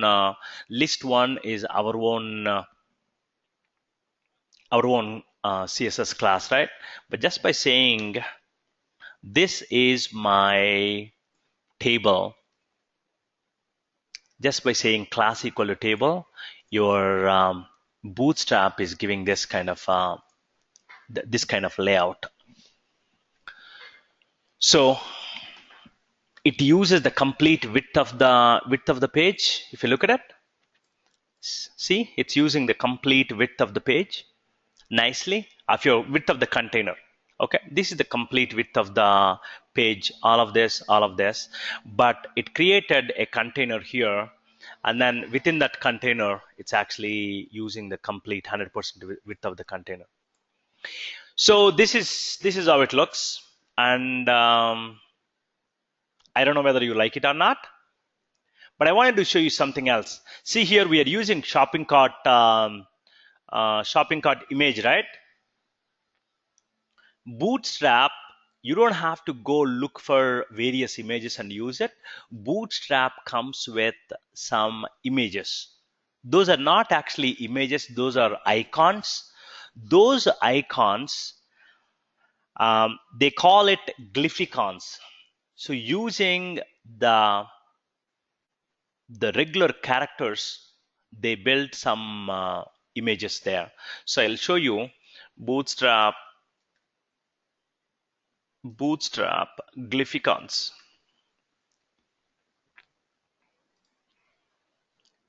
See here, these are all the glyphicons that you can use it. These are all the glyphicons. So if you want a shopping cart glyphicon, you can, I'm sure you have it. See here, this is a kind of a shopping cart glyphicon. So if you want this one, all you have to do is you have to give 2 different classes. So rather than using this image here, instead of using this cart, you can also do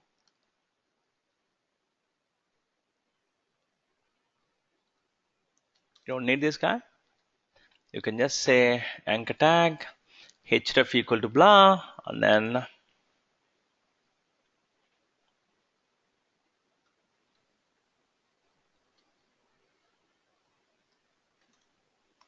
you can say anchor tag class equal to, oh, not here, class equal to 1. The first class you have to give is called a glyphicon. Let me copy paste here. The first class you have to give is glyphicon, and then within that glyphicon, you have to say which glyphicon you want to use it. Glyphicon and glyphicon shopping cart, and that's it.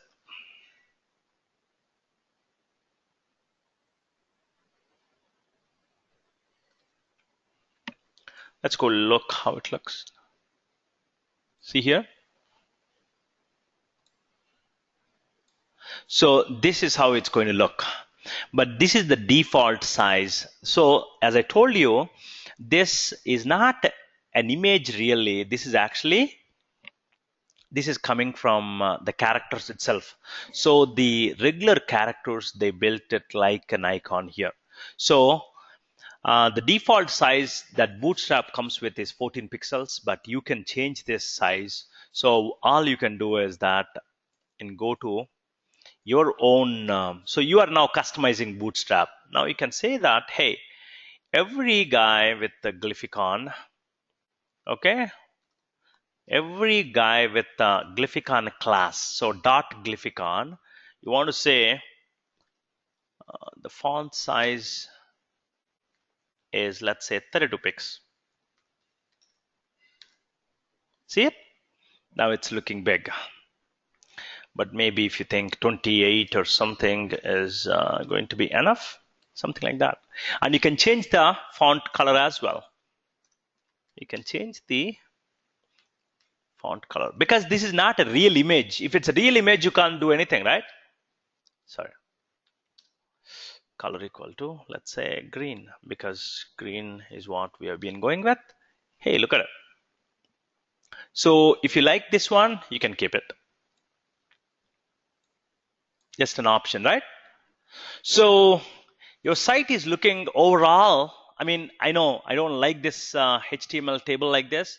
Ideally, we want to show the images. So that is what we should do ideally. But as it stands, it's slowly looking better, right? So which one do you like, image or glyphicon? But you can use this glyphicon is my point. I wanted to show you another Bootstrap feature. Glyphicon is better. Glyphicon is better, sure. Yeah. But it's you got the point. Okay. Yeah. Okay. Now see this one here. Again, this HTML table is so what do you call? What do we call this one?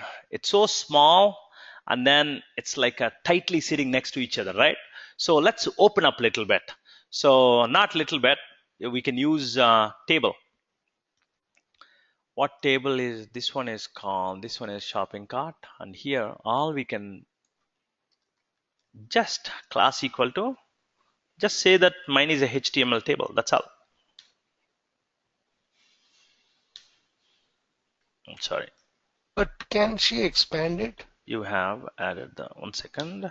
Oh, sorry. Can she expand it Yeah, by like that. Sorry, go ahead. that way? Can she expand it by pulling along from the corners? I'm not getting it. Sorry. Can you ask again? See by placing the cursor at the corner. Oh, here. Can you Okay. expand the table? No, not there. At the corner of the table. That's you play. Yeah, by expanding and Oh. pulling, dragging. Oh, you mean no? You can do it, right? You can't. Cannot, right? Okay. No, you cannot. You cannot. You cannot do it. You cannot do that. And now this is your table. Just by saying class equal to table, that's all. You want to show up more? Please click. Yeah. And if you're done shopping, please go there. Yeah. Test timer. Yeah. Overall, it's looking good. And now let's say that sorry.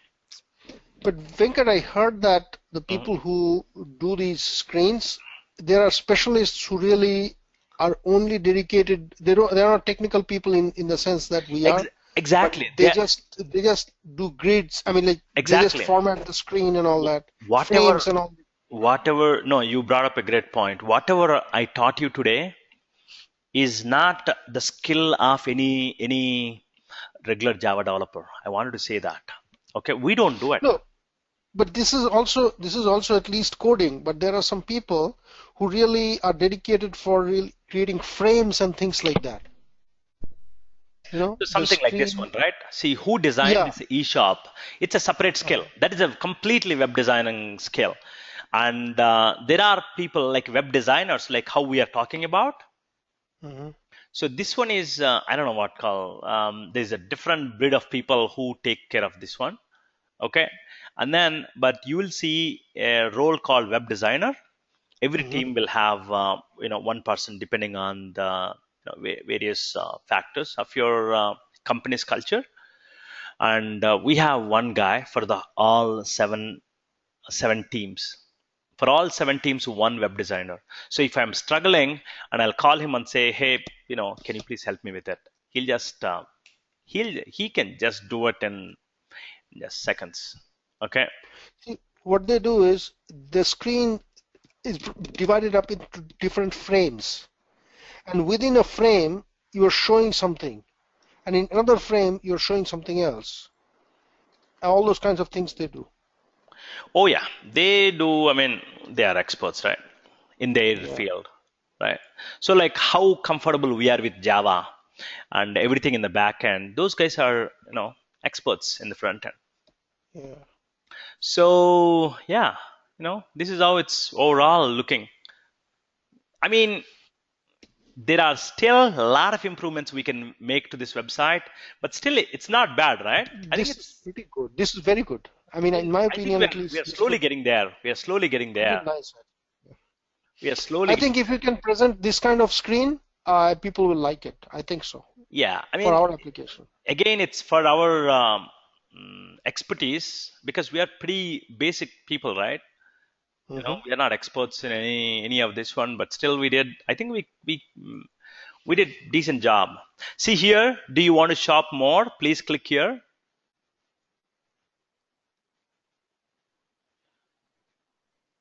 Do you want to shop more? Please click here. And if you're done shopping, please click here.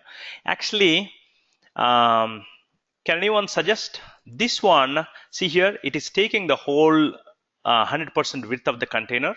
This one is taking 100% width. So this is the perfect spot. This is the perfect spot to use your Bootstrap's grid layout, right?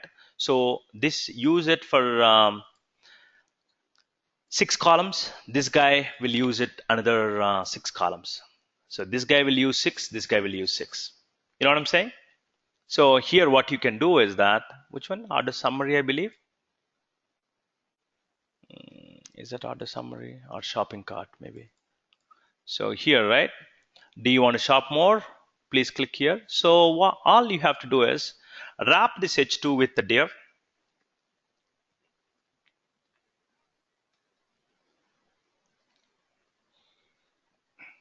Wrap this H2 with the div. Class equal to, how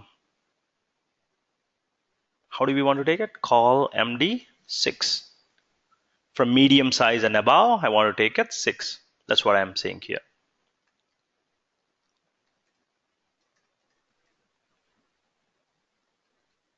So, and then what am I saying for small ones? Well, small ones, I want to take it the full row. That's what my intention there, right? By saying that, you can wrap both of them in a row, but that's not really required. See here, if you want to shop more, please click here. Now, this guy wrapped here because it is taking only 6 of them and it is taking another 6 here, right? Earlier, these are 2 different rows, right? Now, if you want to concise it a little bit, want to shop more, please click here. Done shopping? Yeah, we can make it more, probably more casual kind of tone in our done shopping. Check out. How about that? Right? Done shopping, check out. We can use little casual tone with our customers. Want to shop more? Please. Want to shop more? Click here. Yeah. Done shopping? Yep. Check out. I wanted to say check out here. I don't know why. Yep. Done shopping? Check out. Yep. Make sense? So, and now let's say done shopping, check out, and then test, submit. Hey, this is all, this one is, please confirm. Okay, where is confirm? Oh, confirm looks pretty odd. We should move it up, but that's okay. Hey, this is good, right? This is the most basic, and there are a lot more improvements you can do it. Actually, one thing I wanted to do, one thing I was hoping for is that I want to see this shopping cart to be somewhere above here, always, and every page, and that tells me how many of them in my cart. Okay, and then take this guy out.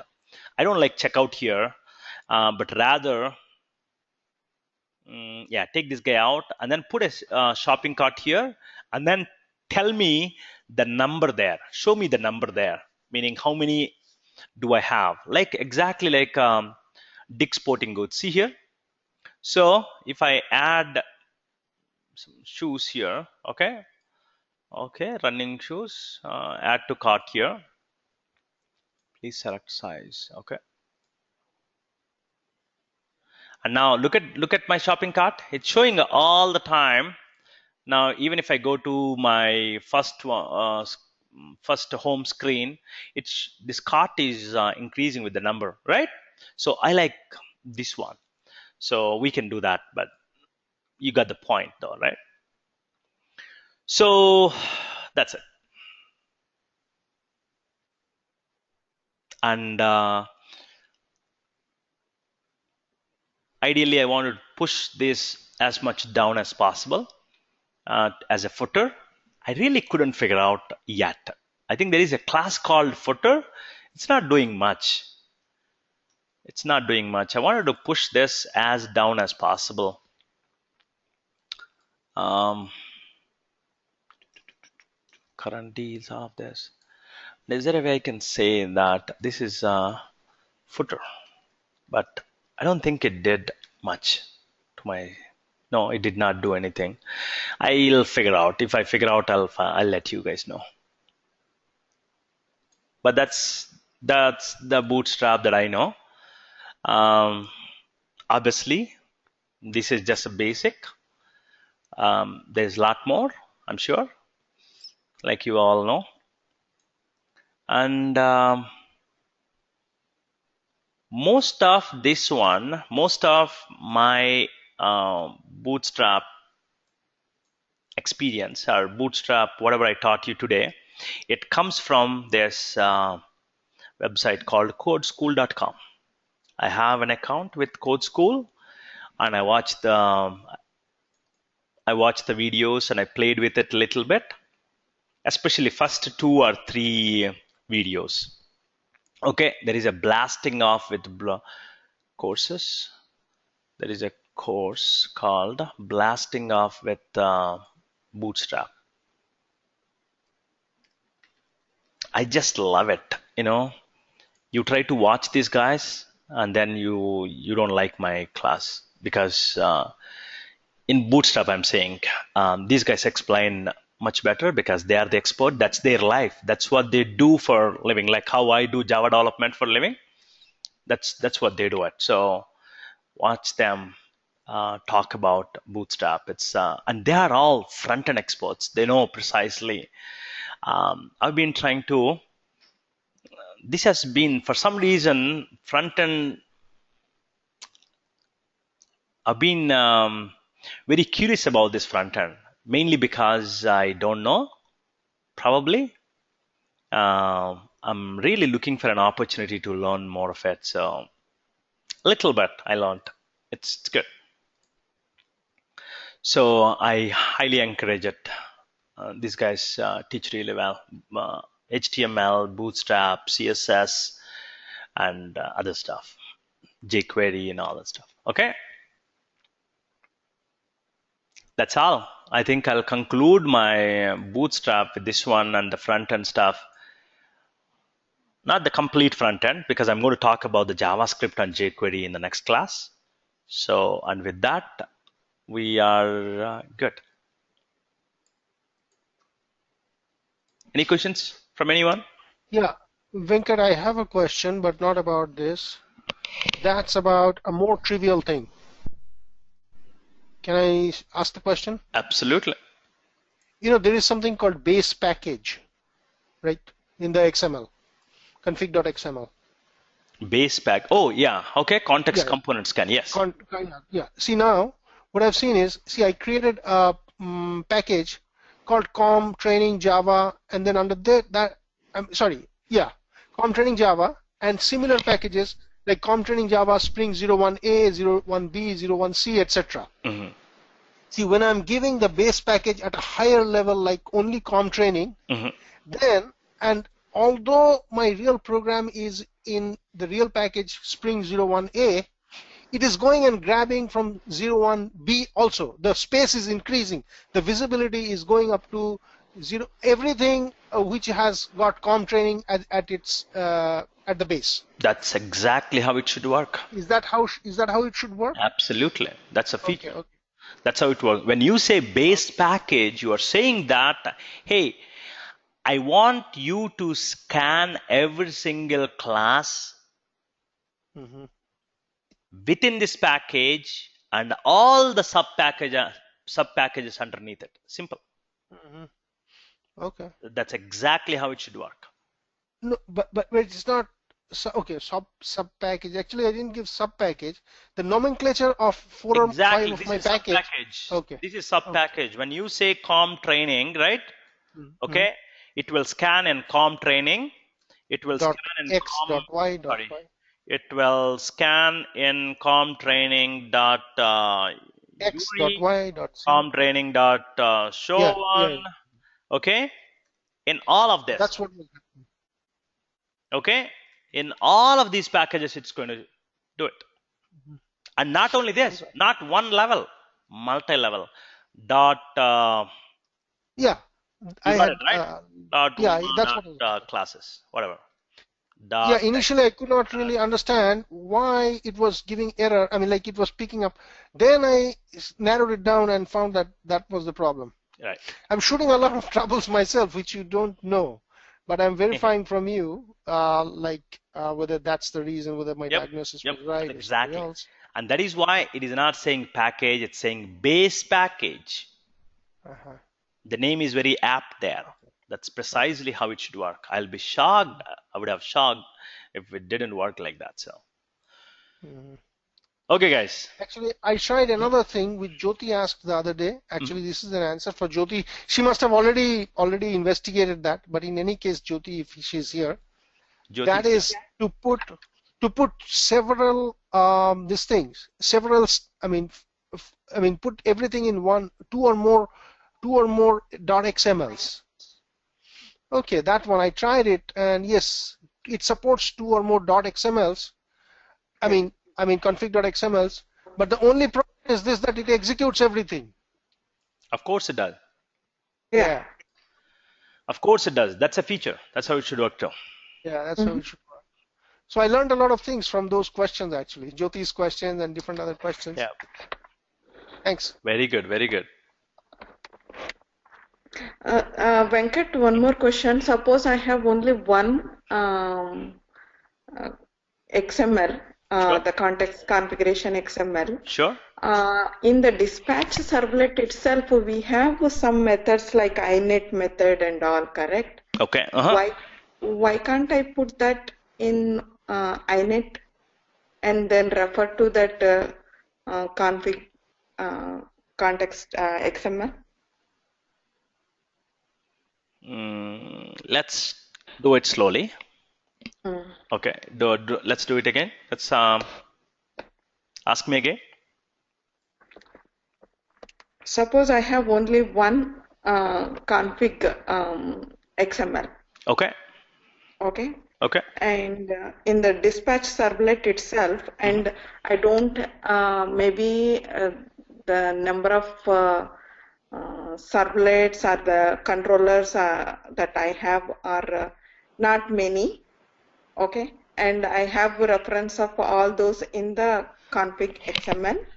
And there is a init method, correct, for dispatch servlet. Right. So we haven't used it anywhere. Right. Can we refer to this context config XML in the inet? So that, go ahead. So that, what's the goal? So basically, what What are we I trying was to just solve? Yeah, well, sorry. So that, yeah, go ahead. I want to hear the next part. so it has the reference of the dispatch servlet. It will initiate that config It will have the XML. dispatcher, one second, slowly. It will have the dispatcher servlet that it will initiate. And from there, wherever the flow is, like the dependencies and everything, it can initiate. Right. I'm still not getting, so that the last piece, what is the problem domain? What's the, then we'll go to the solution. The purpose, Jyoti, she's asking you the purpose. He's asking you the purpose. I'm not I mean, just did not get that, that points. Then we'll get there. Yeah. So I was just going through some notes. Okay.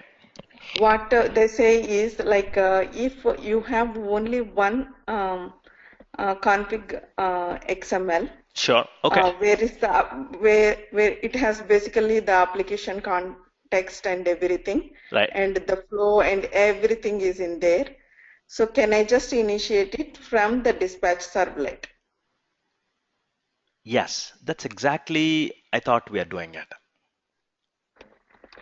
We Oh, have but only I don't see any code in the init method of the dispatch servlet. dispatcher servlet is actually provided by Spring, and we don't have to extend it.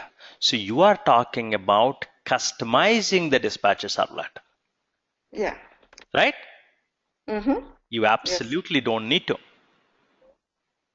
Look at it. Okay. Let's look at it. So in web.xml, we provided the dispatcher servlet, right? Yep. Yep. So by convention, it will read this eShop dash servlet.xml. You are saying there is only one Spring config XML, right? Mm-hmm. Yes. And you name it this way. By convention, your dispatcher servlet will load it. You don't need to extend it at all. Number two, if at all you have this one as jyoti.xml, you can definitely provide that through init parameters and context config location, and you specify what XML you want your dispatcher servlet to read it. Okay. Okay. That's second Got point. And the third point, if at all you have more than one XML, even more than one XML can be provided here. it. Okay. Okay, but Yep. if you don't like the behavior Mm-hmm. that is coming from the dispatcher servlet, if you want to extend it, absolutely you can do it that one too. That's your point. But I do not see a reason why we do it for a simple, absolutely simple case. Use it out of the box. You know what I'm saying? Yeah. Yes, I got get your it? point. Yeah. Yes. And the init method that you are mentioning, that's called init method, it's actually not, it's nothing special about dispatcher servlet. Can anyone guess where it's coming from? I'm not there yet. There is a method called init. Okay? With servlet. Yes. No, we have do get and do post and all those methods for the servlets. Yep. In that, there are some other methods like init, destroy. Init. Yeah. Like Yeah. init, you mean the init or inet or something? init. Okay. Init. So there is a init method, there is a service method, Correct. there is a destroy method. Do you know who is providing all of this? Servlet. You have seen these three methods in dispatcher servlet because dispatcher servlet is a servlet. Remember we wrote hello world servlet and all that stuff? They all have this one too. Okay? So what happens is, who manages the life cycle of a servlet? Servlet container, right? First time when it instantiates it, as soon as it instantiates it, it calls the init method. Okay? And every request that's coming from the browser, it will call the service method. In the service method, based on the HTTP method, it will call either doGet or doPost method. And then finally, whenever you stop the server, whenever you undeploy the application, it will call the destroy method. And if you have overridden that, it will provide the implementation for that. So all of this is coming from the servlet lifecycle.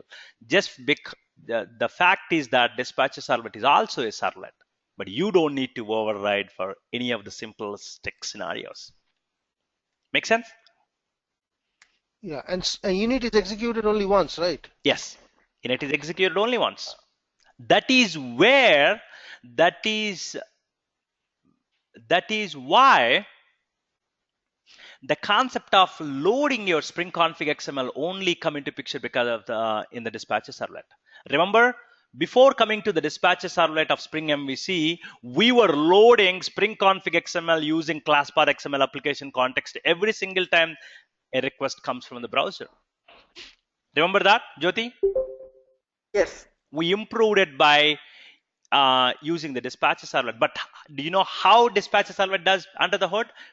In the init method. And init method by design or by the architecture, init method gets called only once in its servlet's lifecycle. That's the beauty. Okay, and that is where actually it loads your Spring Config XML. So it's utilizing servlet API. That is why I think I always say that if you know servlet API properly, you will understand, you can connect a lot of the dots in every framework. And number two, you can write the frameworks like Spring MVC and struts. If you really understand the servlet API, it's all in servlet API. So because that is an entrance, right, to your whole application. That's the entry point. So your servlet container calls various methods based on your based on the event coming from the browser.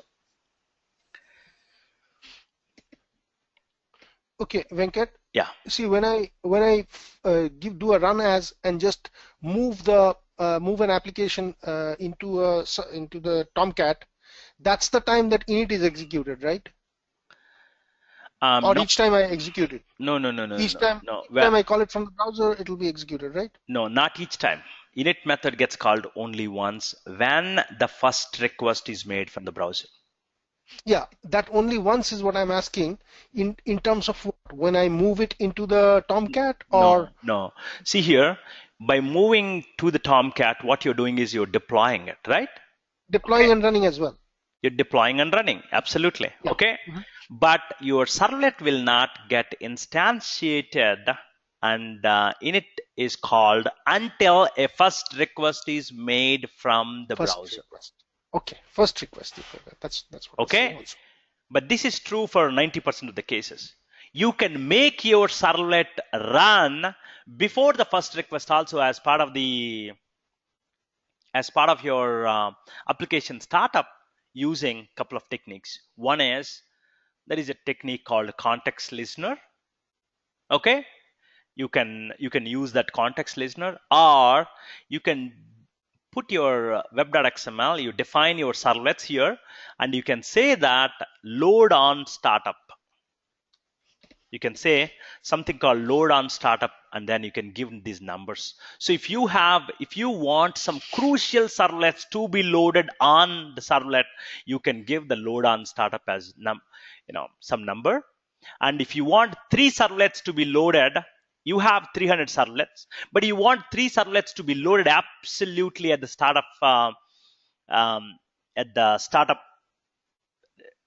the loading of the application itself, and in that particular order, 1, 2, and 3. Then you can specify them. If you don't have this one, then servlet container is going to wait until the first request comes from the browser. Did I answer your question?